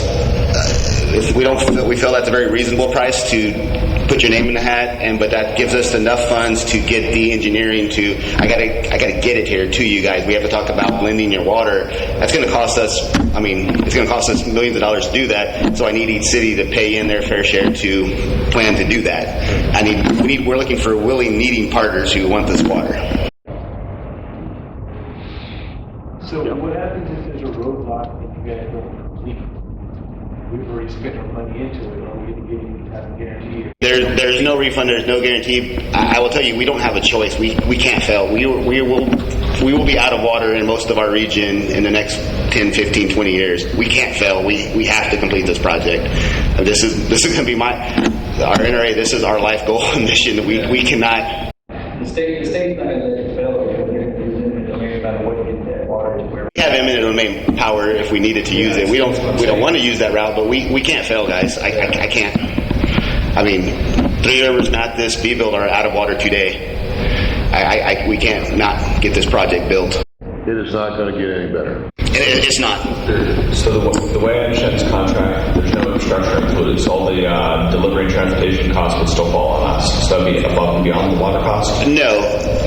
All the lines are included. There will be a tap point where you will have to put your meter and connect. You might have to put a mile of pipeline to get it to your tap meter. We're going to be mixing with everyone. So,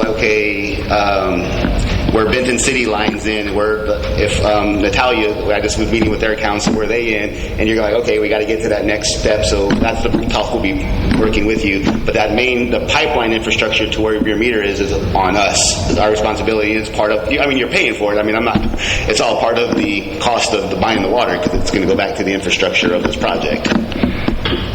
With us being the River Authority, this isn't a for-profit. I mean, whatever we charge you, it's going to be really through our books. The money that's made is going to go back in the plant to keep the plant running, keep the pipeline running, build the next phase, do all those things. I mean, this isn't a profit center or anything like that. This is to provide water for the communities. Who votes on the pay for the C-staff, or the C-suite? Our staff, the board of directors. So we have a 21-member board of directors from the 30 counties that represent the Nueces River Authority, and they make our pay. We're at a state guidelines. We don't make like $500,000 or $1 million. Anybody in our staff. We are a state agency, so we have guidelines that we have to follow. Okay. I wish, no, but I'm not going to make that much money. Well, this is pretty exciting to me. A lot of times the story goes, I've lived in Devine for 50 years, and about all the mistakes that have been made in the past around here, and you end up paying for it the next generation and on down the line. And this sure seems like one of those moments to me that if we don't think ahead and prepare for the worst, it seems like we'd be making a very big mistake. And $27,000, yeah, it's $27,000, guys, but how much does it cost us to pave a street? $1,000, right? 2 payments. If you do 1 million gallons, it'd be 27 this year, 27 next year. Catch that when my mind was going up. Could we negotiate the amount of water we need down and then buy more later, or is when the 100 MGD is gone, the 100 MGD is gone. So if you buy $500,000, you'll save that. But a year from now, there won't be more water for me to sell you. We haven't. We have enough meetings in other cities, and there's a lot of heavy industry customers down there who also want the water, and we've kind of been putting them on. We wanted to make sure this information came to you guys. Honestly, I could sell all the water. I could sell all the water tomorrow if that was our goal. That's not our goal. Our goal is to make sure you guys have this information to make a decision. But by the end of this year, all 100 million will be spoken for. Once again, in the context of things and everything that we do, it's not going to get any better, even if we are on 3 aquifers. I hope hope you and Poth are lucky. Y'all are in a little bit deeper. You have some of that flexibility, and I hope this doesn't happen. There's no data I've read, nothing I've watched that says we're not going to be in a serious issue here shortly. I mean, the Carrizo water, that's 1,000 years old. That doesn't recharge. When we drink from it, we just drop it down. It doesn't fill back up. San Antonio, the Bexar County uses almost 2 billion gallons of water a day now without the growth. I mean, Lytle's increasing. All those people, we're just sucking the ground dry, and we have to think of our kids. I have an 8 and 11-year-olds. They're going to be drinking desal water, or they're going to be drinking recycled toilet to tap water. Those are the two things that are going to happen to our kids in the future. I'd rather than be drinking desal personally, but probably a combination. It's going to probably be a combination of both. But if we don't plan that, then you're going to be limited to only toilet to tap, and we don't have enough water to go toilet to tap. Well, I do like the idea of like adding to the portfolio, the way you phrase that, as a part of it. And I guess the requirements for the water would just need to come from, knowing the numbers. We don't know the numbers. I mean, David and them going to figure it out. But I do like the idea of having that, like Butch said, for the future, like just as part of we've looked at some other things that we're doing, and it's like, okay, well, this is maybe another part of that. We just want to be a piece of the pie as your insurance policy, and then as we scale up, if 20 years from now we're half the pie instead of a quarter of the pie, because that's what happens. But we believe there's going to be a proportion needed. Again, I understand what Devine is, and there's a line where you got a little bit better option than some of the other communities. Majority of the communities don't have a choice. I think within 10, 15 years, a lot of them are going to be 80, 90% reliant upon us, which scares me even more. I think the issue for us is like we are looking at growth, and that's hard for a lot of people around here to grasp because it's been no growth for so long. But we see it coming, and I don't think in 20 years this town or any of the others around us are going to look anything the same. I really don't believe so. So I feel like that's where the water demand is going to come from, but it's kind of like hard now because if we don't do the planning now, it takes time. It's just like the water we have and the improvements we're making. It's a future issue. I mean, we can skate by, but it's not going to last forever. So you have to make these improvements. Yeah. What's the time frame on our commitment? What do we have to commit to? You can commit on your timeline. What I have to tell everyone is we have 100 MGD. As a state agency, if a city requests water, I have to release them that water rights. So I can't guarantee. You might have 6 months, you might have 2 months. I don't know. I can't. I'm not trying to. I don't want to put this under pressure. I'm trying. Trust me, I don't want to. I'm as a state agency. If a large municipality, there's 2 of them in our region, decides they want to buy the rest of that, I can't tell them no. I legally can't say no. What you can do is a couple other cities, while they were going through their budget process, they've already completed it, is that if you want to start negotiations on 500,000 gallons or something, if we start negotiations, then I have to reserve 500,000 for you, and usually you have about a 30 to 45 day window where I have to hold that rights for you. So I don't want you to make a decision. Please don't think that's what I'm trying to do. Well, just throwing something else out there. When we talk about, Jeff, you talk about growth. Right now, unfortunately, most of it's just outside the city, and we can't go out and annex people anymore. But if you do want to get growth, especially commercial growth, and things like that, and if you can guarantee a water supply, a substantial water supply, that could greatly enhance, obviously, your commercial and residential growth, especially commercial. Because they're going to be looking for places. Now, I'm not saying I want a data center here, okay? But once again, they could locate. Who knows? But I'm just saying. So. Well, if anything, this puts you on equal playing footing with all your other neighbors who also are purchasing water. As you have the same. But I can see why Lytle did that. Because they did data center. Did Italia opt in also? I spoke with Natalia today with their city staff, and I believe I'm on their August meeting. I believe they will end up opting in. I believe they're probably going to do some kind of combination or partnership with Benton City. because they already have an interconnect there and they don't have a high water usage, and they're already they're already landlocked. So let's just say if we were involved with both desalination and ASR, okay, are we allowed to use some of that water to store? You mean an ASR? ASR. You could do that, and because of the cost of water, I would store your pump water in ASR and use your desal water. Because your desal water, when I bring it to you, it's at the tap. You can drink it. Like, you don't have to do anything when it comes from my meter. Okay. Your water that you're getting from other sources, you have to treat it. You have to do things to it. So if I were going to be doing ASR, I would be using that water for ASR and using the desal water for your system. Okay. Same difference in a sense. Sure. Yeah. Because when the water comes to you, it's treated, ready to go. There's going to have to be a blending process, depending on y'all's water quality, things like that, for y'all to use it here. But it's pure H2O that you can get.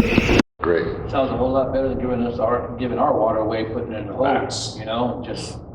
So, David, what are you looking for tonight? Are we approving negotiations to go forward? Are we doing anything like that, or? No, I just wanted to bring this. I just wanted to bring this topic. Information only? Right. I sat in the lunch and learned on this already, and as you see, some of the other communities have went ahead and jumped on board. But we have the ASR that we're part of. But I also want to bring this to the council so you'd be knowledgeable of what's going on for other water alternatives. Well, we're at a time of year where we're going to have meetings quite often, so we don't necessarily have to wait another 30 days to bring this back. I think it might be wise to let it settle a little bit to kind of what have you. But we can always add it to our agenda item on budget meeting or something, which we have coming very soon. But obviously, we don't want to wait too long if we're going to go with this. I just think we need more clarification on how much water we need. Well, but once again, that's something you're not going to be able to project anyway, Jeff. Yeah. It's like, to me, it's get what you can. Right. I mean, if you don't have water, you don't have a community. So. These are going for, what, $32 in Las Vegas? Yeah. Read that, man. Much as 50. Are you serious? Yep. Could be 50. So that's one of the things so when I was the mayor in Poth, we had to raise when I looked at our budget, we were so far behind, we had to raise water rates. Like, you're never going to raise. I was like, we got to go up 15% because we can't get caught up. And so our secretary was like, you'll never get done. I said, hold a town hall meeting. I have a plan. So we went up there, held my town hall, and 100 people showed up to yell at me, tell me they're on fixed income, they do all of this bottle. And so I put the bottle of water. I said, how much do y'all agree this bottle of water is? And we agreed on $2. I said, for $2, I'm going to give you, and we brought out 3 pallets of water.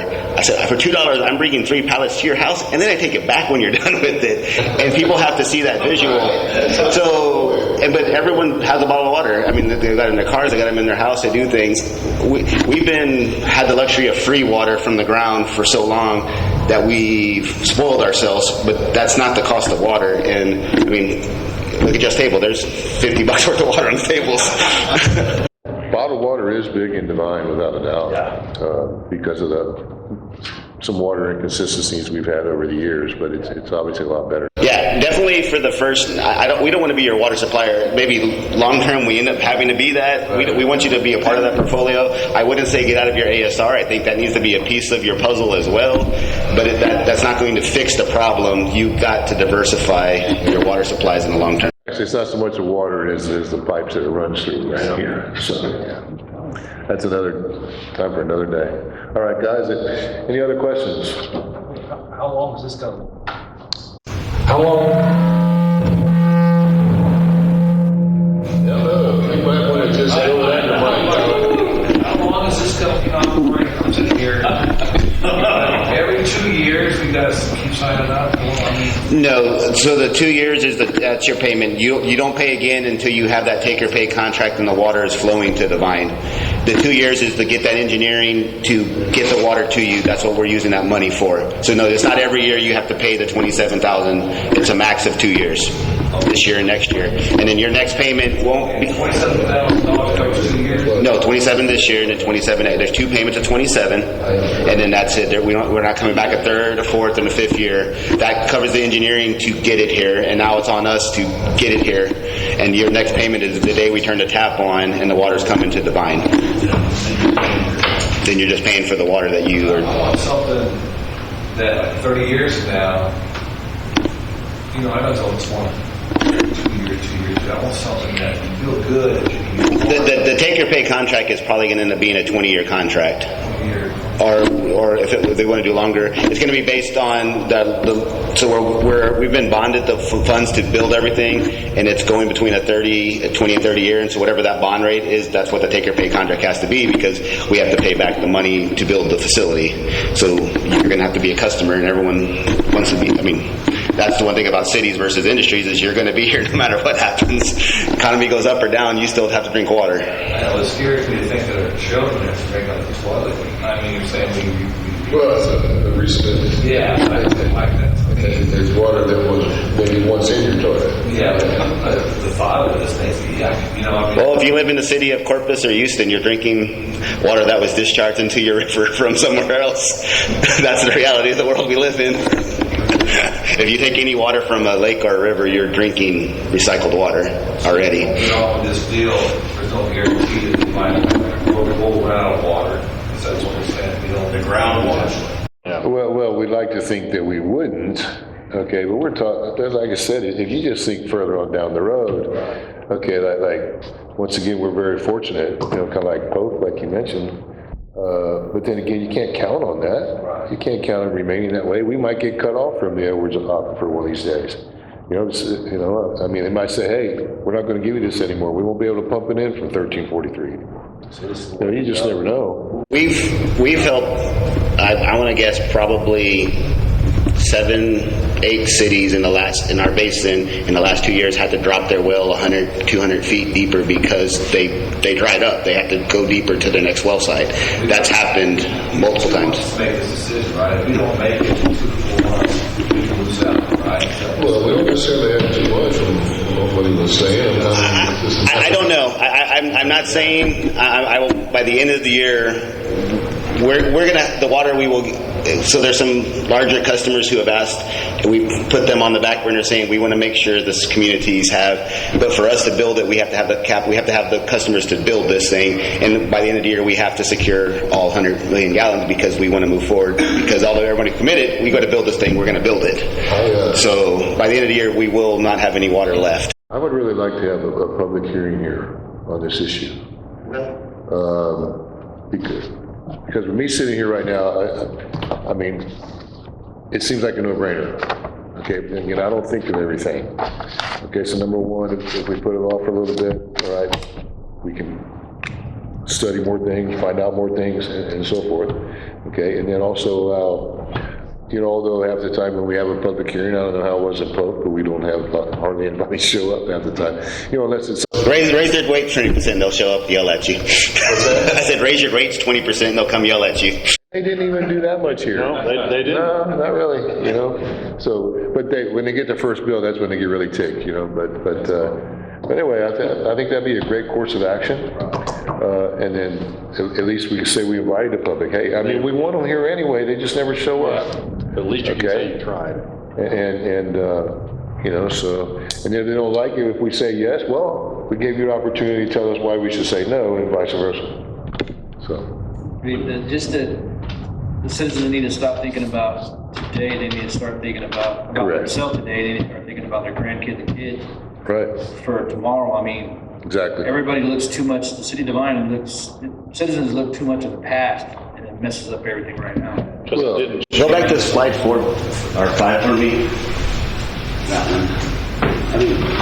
Those numbers those aren't the real numbers. You're talking hundreds of millions of gallons a day. Hundreds of millions of gallons a day we are shortfall. Now, it scares me every day. That's why I'm doing this. That's acre feet. That's an acre feet, but that equivalent to, so 2030 is almost 200 million gallons a day, and 2070 is over 470 million gallons a day. Wow. And that's 2020 census numbers, which we know are not correct. That's what keeps me awake. That's why I'm here at 6:30 in Devine instead of at my mom with my kids, is because this number keeps me awake, and we have to get this thing done. Going on. The rate of growth is very high, so you're looking at next meeting a lot more actually than that, next probably. week. It's scheduled for the 22nd, but it's just a placeholder. What's the one after that? They give us 2 weeks. 29th. Okay, hey guys, okay, right now we have budget scheduled the 22nd and 29th. Okay, obviously next week will be too quick, but if we have 2 weeks to, well, we missed the newspaper already because they're printing right now as we speak. 3 weeks, fine. But probably within 2 to 3 weeks, we might be able to make a final decision and have a public hearing. So.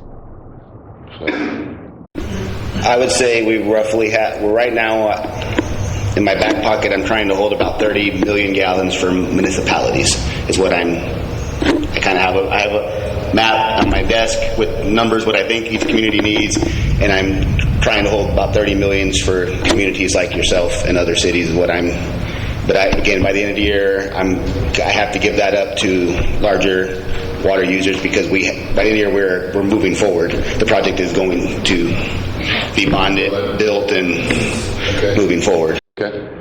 Okay, guys, any other questions? You did say we might need to move on. You would hold it. So if the city manager sends me an email and say, we would like to negotiate on 500,000 gallons a day, I have to, for about 30 days, we are negotiating on that water right, so I can't give it to somebody else. But you can't just do it every month. You can't keep saying, but legally. So the first time you do is not necessarily a commitment? No. If you're saying you would like to negotiate a contract for 500,000 gallons, then I'm going to send you the contract, and then if it takes your lawyers 2 weeks to look at it before he can give you some stuff, and we come back to city council and y'all can make a firm decision, well, then we're under negotiations, so I can't give that away to anybody else. So don't make the decision today. Come back for a council meeting. I want y'all to sleep on it, think about it, and then I do not want this to be a pressure situation. I want y'all to feel comfortable with you want, so please sleep on it. Meeting's coming up. Yeah. Okay, guys, unless we have any more pointed questions, we might need to move on. Yep. I appreciate your time. I know y'all got a lot to do. No, man, I'm so glad you came. A quick little side note that off this project, the Medina County, we're also do the flood planning for the whole Nueces Basin, and we received the grant from the Water Development Board, and Medina County has already agreed to do the portion for Medina County. There's a 25% mounts per county, and so in about 18 months, we will have a complete new flood map for the city, complete, that we will give y'all. So your whole city and all surrounding areas will have a new flood mapping and flood modeling, and then of course we'll have some public hearings and during that process for y'all to get input in that process, but you will have new flood mapping coming to you here in the next 18, 24 months. Just on a side note, it's another project we're working on. Good to know. Okay, like I said, unless we have any more pointed questions, Hal, go ahead, sir. I was talking to Josh, I'm a little naive like this, but like 27,000 and another 27, so 54,000 lots is in. And then it doesn't click in paying until the water comes to us. Correct. Okay. When the water comes to us, so how much does that 54,000 get? 5 years? No, the 54,000 reserves your rights to that water in the plant and the pipeline. The cost of the actual water will be per thousand. We're estimating between $10 and $12 per thousand, but you'll sign a contract for that a year and a half from now for what that price will be if y'all decide to take it, and then you'll have a monthly bill of $30,000 for water or whatever that number ends up being for what you end up buying and taking. You'll pay a monthly bill like you do for electricity or anything else. Over years and years and years. It'll be a contract to match the debt service that we agreed to at the end of the year. Water can last for 30 years, 40 years. This is the 100-year project for South Texas. This is our Apollo mission. We're going to the moon on this. 2025. This is going to last to 2125, right? The first contract will be till 2050. It'll be a couple years from now, so it'll be like 2060. That first contract will be over with. We won't run out of water for at least 40, 50 years. That's a lot of money you're investing. You can't predict the future. Like you said, there's droughts and things. But you want a good thing that the water goes and you don't have to sit there and worry or stress over you're stressed over it already. You make me stress over it. Well, Jess has to listen listen to me talk about this all the time. We've actually been at many meetings together, and this is the problem we have. Yes. Well, another 30 years, and 4 or 5 years ain't gonna cut it. But we shouldn't have to go up on rates every year. We're doing this in 5 years, you know what I'm saying? But that doesn't necessarily mean that. Well, see, that's what I'm trying to figure out right now in my head. How is that we're gonna spend No, if anything, this much amount of money and not, you know what I'm saying, unless he's gonna go up in 10 years, hey, you know, we're gonna increase it up to 47,000, okay, then, yeah, well, then we're gonna have to, so. That 30-year contract that you'll sign, that take or pay, it'll have a base price, and then the only additive will be electricity cost. That's the one factor you can't control. So there'll be an energy cost in that, but the goal is that you'll have a set price for that long-term frame, but also that water's not coming for 5 or 6 years, so you can slowly up your rates for a 5 or 6 year increment to get you to where you're covering your cost on those things. So you're not just popping it in and saying, okay, by the way, next year everyone's water bill is double. Like, we don't want you to do that.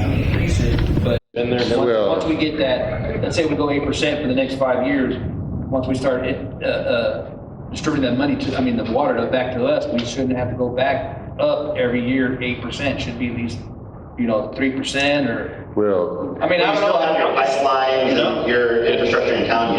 Water tower. Realistically, it's not going to go down. You're going to have to increase it because of the infrastructure, but you shouldn't have to increase it that much like we've done in the past.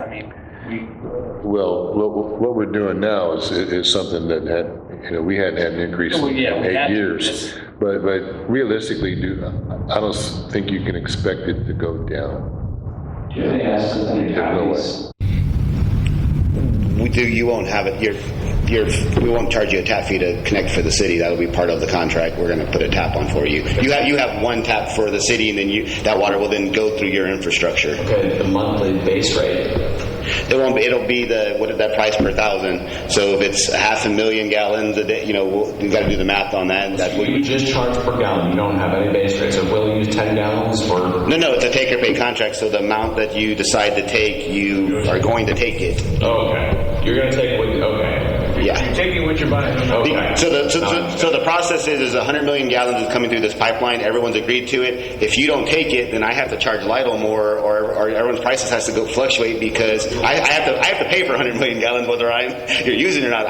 That's what my cost doesn't change to make the water and send it to you guys. So. Well, guys, we'll have like I said, got a couple weeks. It seems to be safe. We got a few weeks. We'll be able to know how those numbers compare to our needs now and what they might be later on. So that's how, and remember, this is a co-op. It's not okay. So we all belong to it, right? And it's they get money to operate. It's not in there making a big fortune and so forth, like what have you. So they have to make enough to maintain all their equipment and their pipes. And just like Medina Co-op, it's the same thing, electric co-op. So They get paid better than I do. Sorry. Well, they make more money. They got electricity. So, but anyway, guys, we'll revisit it, and we can even put it on the next agenda as far as informational. But we got to give it at least 2 weeks to have a public hearing because we must get it in the paper at least once, if not twice. Okay. I'm going to go try to catch some of that rain, I guess, or hopefully put some of it in the river. I wouldn't necessarily say table it. You just I'll entertain any motions. You don't have a motion that takes care of it. But either way, it's all the same. Okay, Josh has a motion to table. I'll second. Second by Michael. All in favor? All right, the motion passes. I appreciate y'all's time, I really do, and I'm sorry if we were here for too long. Effective salesmanship and scaring crap out of us all. I live between Polk and Pleasanton right now, yes. Okay. Did you know Russell Walker by any chance? I do. He was my basketball coach. Yeah, he was a good guy. He passed. Yeah, he just passed a few weeks back. He still living in Polk, was he not? He was. Yeah. Okay, good guy. I don't think you're going anywhere right now. Put that in the river, hopefully, for a little while. I actually, Before we get it. I played softball with Russell a bit, and then I actually officiated some of his basketball games when he coached in Pearsall. Good guy. Hell of a ball player. Thank you. Thanks again. I was going to go out. All right, guys. Moving on, agenda item number 8. Consider and act upon approving the City of Devine to go to pooled cash with Encode for the Finance Department. David and Christine, your expertise.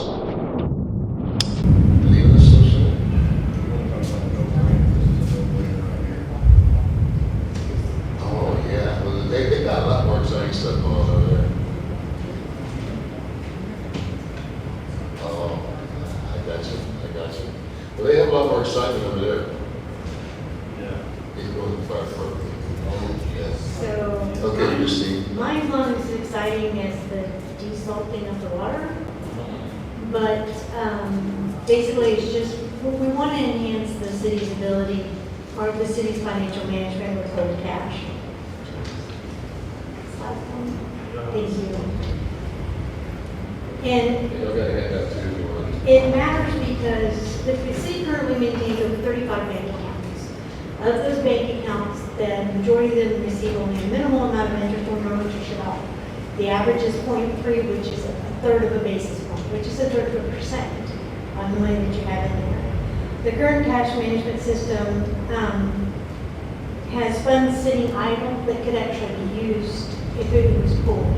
For instance, if you have $100,000 in that hotel motel, and for some reason you have to have $100,000 for something else, you can theoretically use the $100,000, and then it would pay it back to the pool cash account when that money comes in for the water purchase, $27,000 for instance. If you didn't have available in your water fund, you could use the hotel motel fund and then reimburse it like that. So really, pool cash is a better way to handle your money, and it does help lead to more interest. It centralizes by combining all of the, not all, majority of the city's money into a main bank account. Each of the department's balances are tracked within the city software system, and it eliminates the need to hold money in separate fiscal accounts. All ACH and EFT processing still requires signatures by the signers. So staff wouldn't be able to send an ACH out to pay a vendor without approval by one of the signers, or actually multiple signers, if that's what you chose to do. And it would also lead to where you could pay your vendor via EFT, which means that your float time for mail would be reduced, and that means you're keeping your money in your account longer, so you're not having to cut a check today to get it there 2 weeks from now, because it's due 2 weeks from now. You wouldn't pay the bill until 2 weeks from now, which gives you 2 more weeks of interest earned. So currently, like I said, the multiple bank accounts earn little to no money. There are manual transfers that are required between the accounts. There are multiple bank fees that are on the accounts. If you go something below a certain amount, they're charging you a fee for it. There's administrative time that's required, so this is really labor intensive. If you run your accounts payable, you then have to print all those checks out, and then you have to move money from the utility fund and the general fund and the lodging fund to the AP fund in order to make payment. It really does leave a lot of room for error, and it also doesn't really keep your balances very clear, unfortunately. Because if, for instance, a payment should have been written off of the water fund, but I'm writing it off the general fund, then obviously you spend the wrong money. So it really is not a very efficient system. And it's not really efficient use of the taxpayers' money either, because the more interest you can earn, the more money you have available, obviously, to pay certain bills. And again, it combines all available cash into one interest-bearing account. It maximizes your interest income, and it helps to make the city's dollar work harder. So the public funds are earning more money allowing to reduce other items, for instance, ad valorem. If you're earning an interest, you don't have to have as much ad valorem. If that makes any sense at all. So the higher interest, lower bank costs, greater flexibility, and a better oversight and control of the money is available through cold cash. The departments still own their money. It's everything's on the ledger, so they're able to see what they have. There's no change to the budget. The authorities of the budget work have the fund tracking, and again, it leads to better cash management. It also is better stewardship for public money. It supports transparency, accountability, and efficiency, and it aligns with long-term financial stability goals. And my recommendation would be to move to cold cash, and possibly, once you have your depository, which you have secured in state bank, maybe move a small portion over to an investment account to earn a higher interest rate. Right now, you have some money in Lone Star, I believe it's Lone Star, Lone Star Investment Pool, and is earning 4.8%, where the money that is in state security state is only earning a third of a percentage point. Now, keep in mind too that there is a relationship between the city and the bank, so you want to maintain that relationship. I'm sure they do a lot for the city, but also you have the ability to move a small portion out in order to earn more interest for the city. So, any questions? Yeah, it just occurs to me that I remember when we were in those interviews for the finance position, that question actually came from some of the candidates. Like, why do you have 35 accounts? Because that's also a lot of reconciling, and it's easy, like you said, this would just make it much more efficient and easier to make transactions and get away from the old-fashioned cutting the checks and all of that. To me, this is like a no-brainer. Well, it would make it easier too for the signers, because they can come in, we can set it up to where they electronically sign, they log in, they put in their password, it signs the check. They're not physically signing checks. That's one advantage to it. Again, the other advantage, probably the biggest one for me, is the EFTs, because you can contact your vendors and you can say, hey, we would prefer to pay you via EFT, which saves you the cost of the stock, the cost of the toner, the labor, the staff time that it takes to do it, as well as the mail, the cost of postage. And our postage keeps going up. And then again, you hold the money in your account longer in order to earn more interest on it. The only accounts that require to have separate funds, separate bank accounts, although you could still have them included in the pool cash account, would again be the court security, court technology. And I think legislation just came down that they said that you now have to have a consolidated court and tech, court security and court tech account, but you have to spend down your original funds before you can use the new funds. So you have to maintain now 3 separate funds in order to delineate between those and make that money per the state's requirements now. I think it's one of the House bills. Then there's the federal and state seized funds. They have to be accounted for separately, but again, you can still use the full cash account to pay it. And the city of Devine actually has a bit of an anomaly that they're using the accounts payable account. So it could easily be converted to a full cash account. And then we would eventually start dissolving the other accounts into them. Then you also have, I think, a payroll account as well that we would again dissolve so that everything's being paid out of one account. So you reduce the number of accounts you have.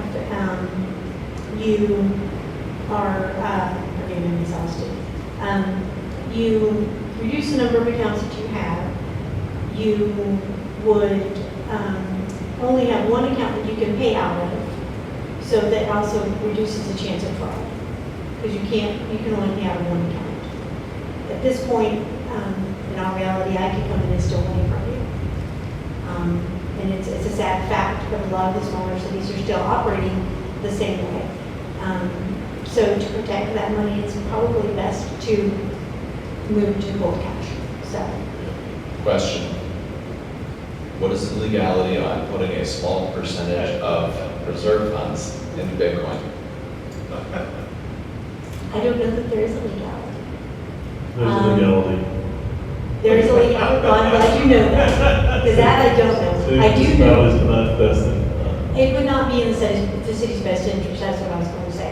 It really would, and unfortunately, it's too volatile. It would most probably go against PFI. But, You guys hand it to you in adjustments. Actually, Bitcoin is the only cryptocurrency right now that's getting to be heavily legit. We don't need to get down this rabbit hole. It was a question. We'll make a motion that we act on the recommendations of Ms. Green and maintain whatever amount is determined to be approved by the city administrator and the Lytle State Bank. Second. thank you. Okay, we have a motion from Josh to approve the pool account of our monies. We have a second from Jeff. Any further discussion?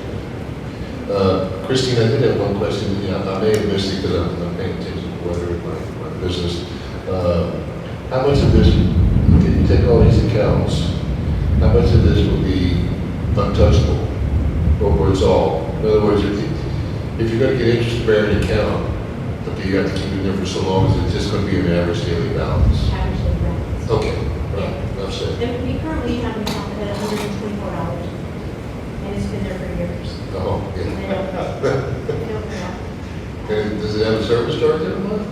Actually, it does not, which is interesting, because when I spoke to the representative of the bank yesterday, she couldn't explain why. Because the two accounts that were created in the month of May, they charged you $15 because, $15 each because those accounts didn't have the recommended balance. They tried to get us out of it, but they didn't have it, so. Yeah. All right, guys, anything else? 23% of all on this 220 US. That's what I was telling you, it's really, it's really coming of age. It's really coming of age. Okay, we have a motion and a second, all in favor? Michael, okay. Motion passes unanimously.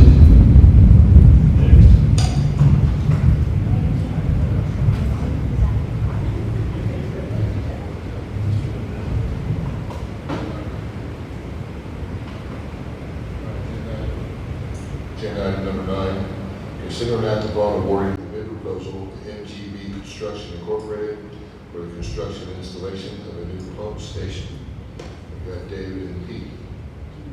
Mayor Council, this is part of the rehabilitation for the groundwater storage tank and part of the portion of what we're going to build for the new tank.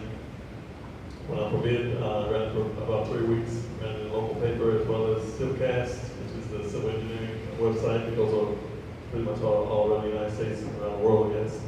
And we got 3 bids, and MTC came in as the lowest responsible bidder at $866,000. So in your packet, you have Mr. Swain, if you will come up, please, he's our city engineer on this project. And, he has recommended we go ahead and award the bid to MTC. Have any comments, Mr. Swain? Oh, good evening, Mayor, Council. Jeff Swain, 6S Engineering. As the city administrator noted, we went out for bids. I'd like to have seen some more.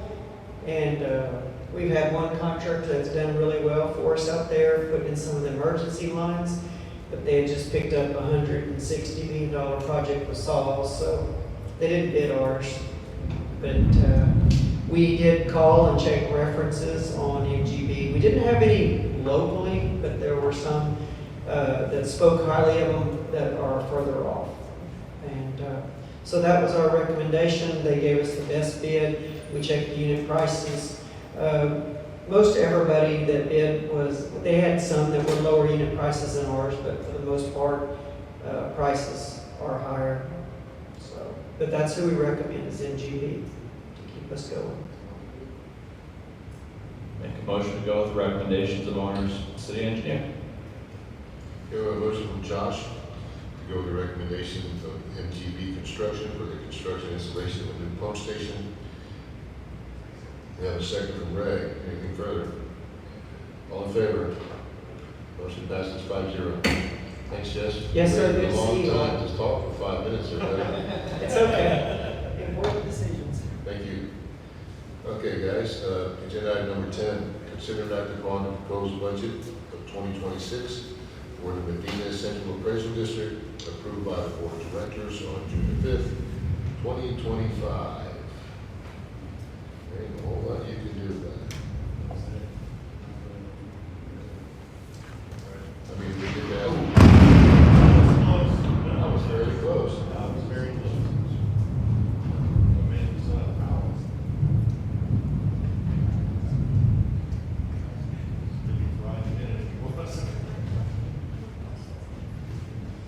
As y'all see, from the appraisal district, City of Devine is number 3. And that's our pro rata share, 28,000 instead of 2330. It's a proposed budget that goes for the rest of the month. It's a preliminary budget that they propose for this year, 2026. And that's how much of our tax, property tax revenue they're taking for their budget, right? That's how much to get correct. It's our portion of their tax revenue for us being one of the 26 entities that they tax and that they oversee and manage. And that is based on total property value? I believe so. There's some more factors also. Okay. Yeah, with Medina County. 1.8 million to do all that paving, sounds reasonable to me. They pay towards paving. Not much you can do about this. I don't know how else you can, what else can you do, David? You don't like it. You don't like it. Vote no. You vote no, and they go to the board of directors meeting when they go to pass the final budget, and then tell them you oppose, and then see what they say. That's okay. And they finish laughing. I mean, if anybody I suppose would oppose it might be Medina County and Medina Valley ISD, you know. So anyway. I'll make a motion to approve the proposed budget 2026 Central Appraisal District. Might be easier to say, we accept. We accept, yeah. Really much approving it. Yeah. All right, I have a motion from Jeff to accept the proposed budget for Medina Central Appraisal District. Second from Michael. All in favor? Motion passes 5-0.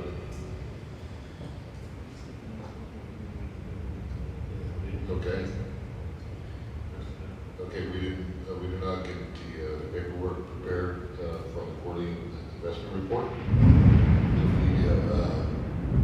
I need a motion to table, please. Make a motion we table item number 11. 11. I'll second. Okay. All right, we have a motion from Josh to table agenda item number 11. Second from Jeff. All in favor? Motion passes 5-0. Agenda item 12, informational items.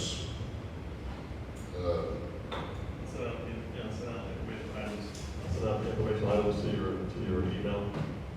Honestly, for the last couple of weeks, I've been doing a lot of resume and reviews and interviews and things like that. I did list some things that we've been doing over the last 2 weeks. Primarily also, they do have the top on the groundwater storage tank, and they will actually they're scheduled to start sandblasting on the inside of the tank today, and then after that, they'll come to the outside of the tank, and weather permitting, due to the temperature, if the temperature stays low enough, they'll be able to paint the tank. Y'all just ordered the bid for the pump house, so that will start right away. It's going to be probably average of 4 months before it's actually completed. And at that point, the goal is to have the tank, groundwater storage tank, and everything completed, and bring it back online. So that's where we are with that. So we're still 3 or 4 months down the road on the water flow through that tank, right? Everything up on wood is holding up fine so far with the Ingram tank and the vein well, supplementing it, and the way we have things set up right now. Things are working well. They're working out on the Edwards well to get the cracked wellhead repaired also, to make sure we bring that back online. And the pumps at the golf course manufactured and are on site will be installed soon. But the pumps are on site? Yes. Great. Fittings and stuff are on site. Do we have an update on the website? Yes, absolutely. The website is 99.8% complete. It's going in the beta stage, so we can take a look at it as the city staff. And then we'll actually send it to the council, let y'all look at it also from the back before we go live on it. But it's going to become more streamlined and what's tiles instead of little subjects. You flip a tile on 2 or 3 subjects on each tile. And I asked her not to have no more than 2 clicks to get to the topic where you need. So basically, user-friendly, streamlined, better looking, and also now she's putting links, ensure the links are live, as well as we have to connect with E-code and general ledger, things like that. We want to pay for court online, utilities online, things like that. Yeah, but I'm really like it once you get finished. We're also going to have, of course, we're going to have a complete new executive staff, so we're going to do headshots and things like that. And I think it's really nice for the citizens. It would be good, I don't know, it's just, I know that the brush and the garbage issue has become big. It would be good if that information was easier to get. Like, if it was right on the front page of the website. I went on there to look, a month ago or so. I couldn't find it. I mean, it's like, that's like everything else with that website is like, and I'm a pretty educated guy. And I couldn't find hardly anything. It's very difficult to use. Right. So I'm really looking forward to having something a little bit more up to date and user friendly. And honestly, people might start using it if they can figure it out.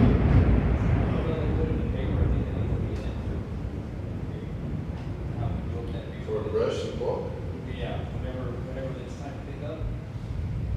Well, then you just said more expensive. We already do the newsletter that announces it. I just think the information ought to be, because we're stepping up on that, I just think it needs to be everywhere we can put it as often as we can, because that's an issue. Like people, I've just found over the years, if you don't have like 4 or 5 layers of communication on everything, and that's still not a guarantee. You can put a flashing neon sign in someone's face, and they're still not going to see it. But at least you can say, well, it's all these places. He is the part like the Blues Brothers had. You know what I'm saying? Because they used to, I remember. Well, that's from the 70s, Josh. That's from the 70s. Yeah. Well, you know how some cities have something like a signage where. Well, I was thinking a 4-quarter sign, actually. Something like that, where people just see it in front of them all the time, they're sitting there, because then they go, okay, well, because then you can go, well, we put a sign there, we put it on this, we do this, we send out that. It's like, I just feel like we need to have a better backup as far as information goes. Yeah, well, there you go. Have we had any luck finding some better AV solutions? Better what, sorry? Audio video for meetings, so that people can hear us better on the iPad, get all the stuff integrated. Better mixer board, better display. Or just The commissioner's court. I think I've been begging thing behind it. Something so everyone can see the stuff we're looking at. Maybe a better scanner so everything doesn't look like it's written in crayon. I have a proposal. I'll be bringing for the budget season. So okay. Josh Rupert will help us state of the art. There we go. All right. We can get some Mr. Chambers. This is what you need to say too. Metal folding chairs, got it. Maybe only council chamber. Maybe it is. Also, go ahead, Josh. Have we done a research on the payback contracts like the PD has for maybe a code enforcement officer? We chose to go to the fire department because every time we hire someone, they would immediately leave after getting training to another municipality. Right. So we asked, do we have incentives to keep a code enforcement officer on duty? Something like on that. staff? Is that what you're saying? And all that stuff that goes along with that. No, I have not thought about that, but I can explore it and see what other cities do. Do you have the bandwidth for that? My own personal knowledge, is that what you're asking? The time in your day with your short staff. Oh, yes, I did, yes. That's a modern phrase. Right.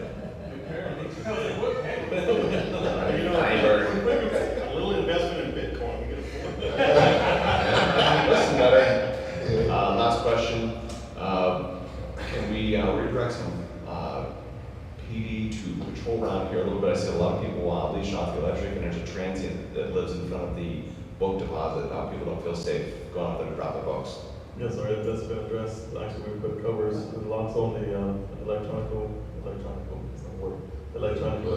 flood connections, and yes, that's been addressed. Thank you. And bank breaking ordinance also went to the city council. And also, I don't know if we covered in the last meeting, but, you know, we're pouring concrete right now at the intersection of Herring, Zigzag, Upson. What's that? It's all right now. Sure won't feel well. Oh, no kidding. Well, actually, I think they're doing the site work, so it's going to be set back now. But anyway, we're putting a concrete pad there because that's where it's part of the drainage canal. That way we'll rip out the existing pavement. And we're also pleased with Zigzag and Malone. Yes, I did a final walkthrough, JR, and he plopped up construction, did a final walkthrough of Zigzag and West Malone. And it was signed off after we had our meeting and addressed the punch list that we did to correct what is that. But wait a minute, let's go, okay, District 2 is on the south side. Yes. Okay. All right, anything else, guys? Let's get this program, when's that? Oh, they already went out to do site assessments at the Curcio Park and the streets around Webb and Gutierrez and some other cities, other streets that was identified for an assessment, and they're going to be putting those. Is it Rossville Road a little dark? Holes up here. Lucy was here this evening, she was gonna, I said, Michael's working on that, we already got things in the works. So, yeah. It's fairly remote of it too, so. So one last thing. Next meeting, we're going to have an agenda item to discuss, raise concern there about making a one-way path next to the manhole cover. Yeah, I'd love to see that happen. I always wondered why that was things like that. Karen's Court. Karen Court. Seemed kind of silly, even if you had to do a curve, then just a way through, that's all. Okay, that concludes agenda item number 12. Now moving to agenda item 13, executive session. Pursuant to section 551.074 of the Texas Government Code, personnel matter, two positions, accountant position and municipal court clerk. At this time, we'll go into closed session. Time is 6:46. And if you're recording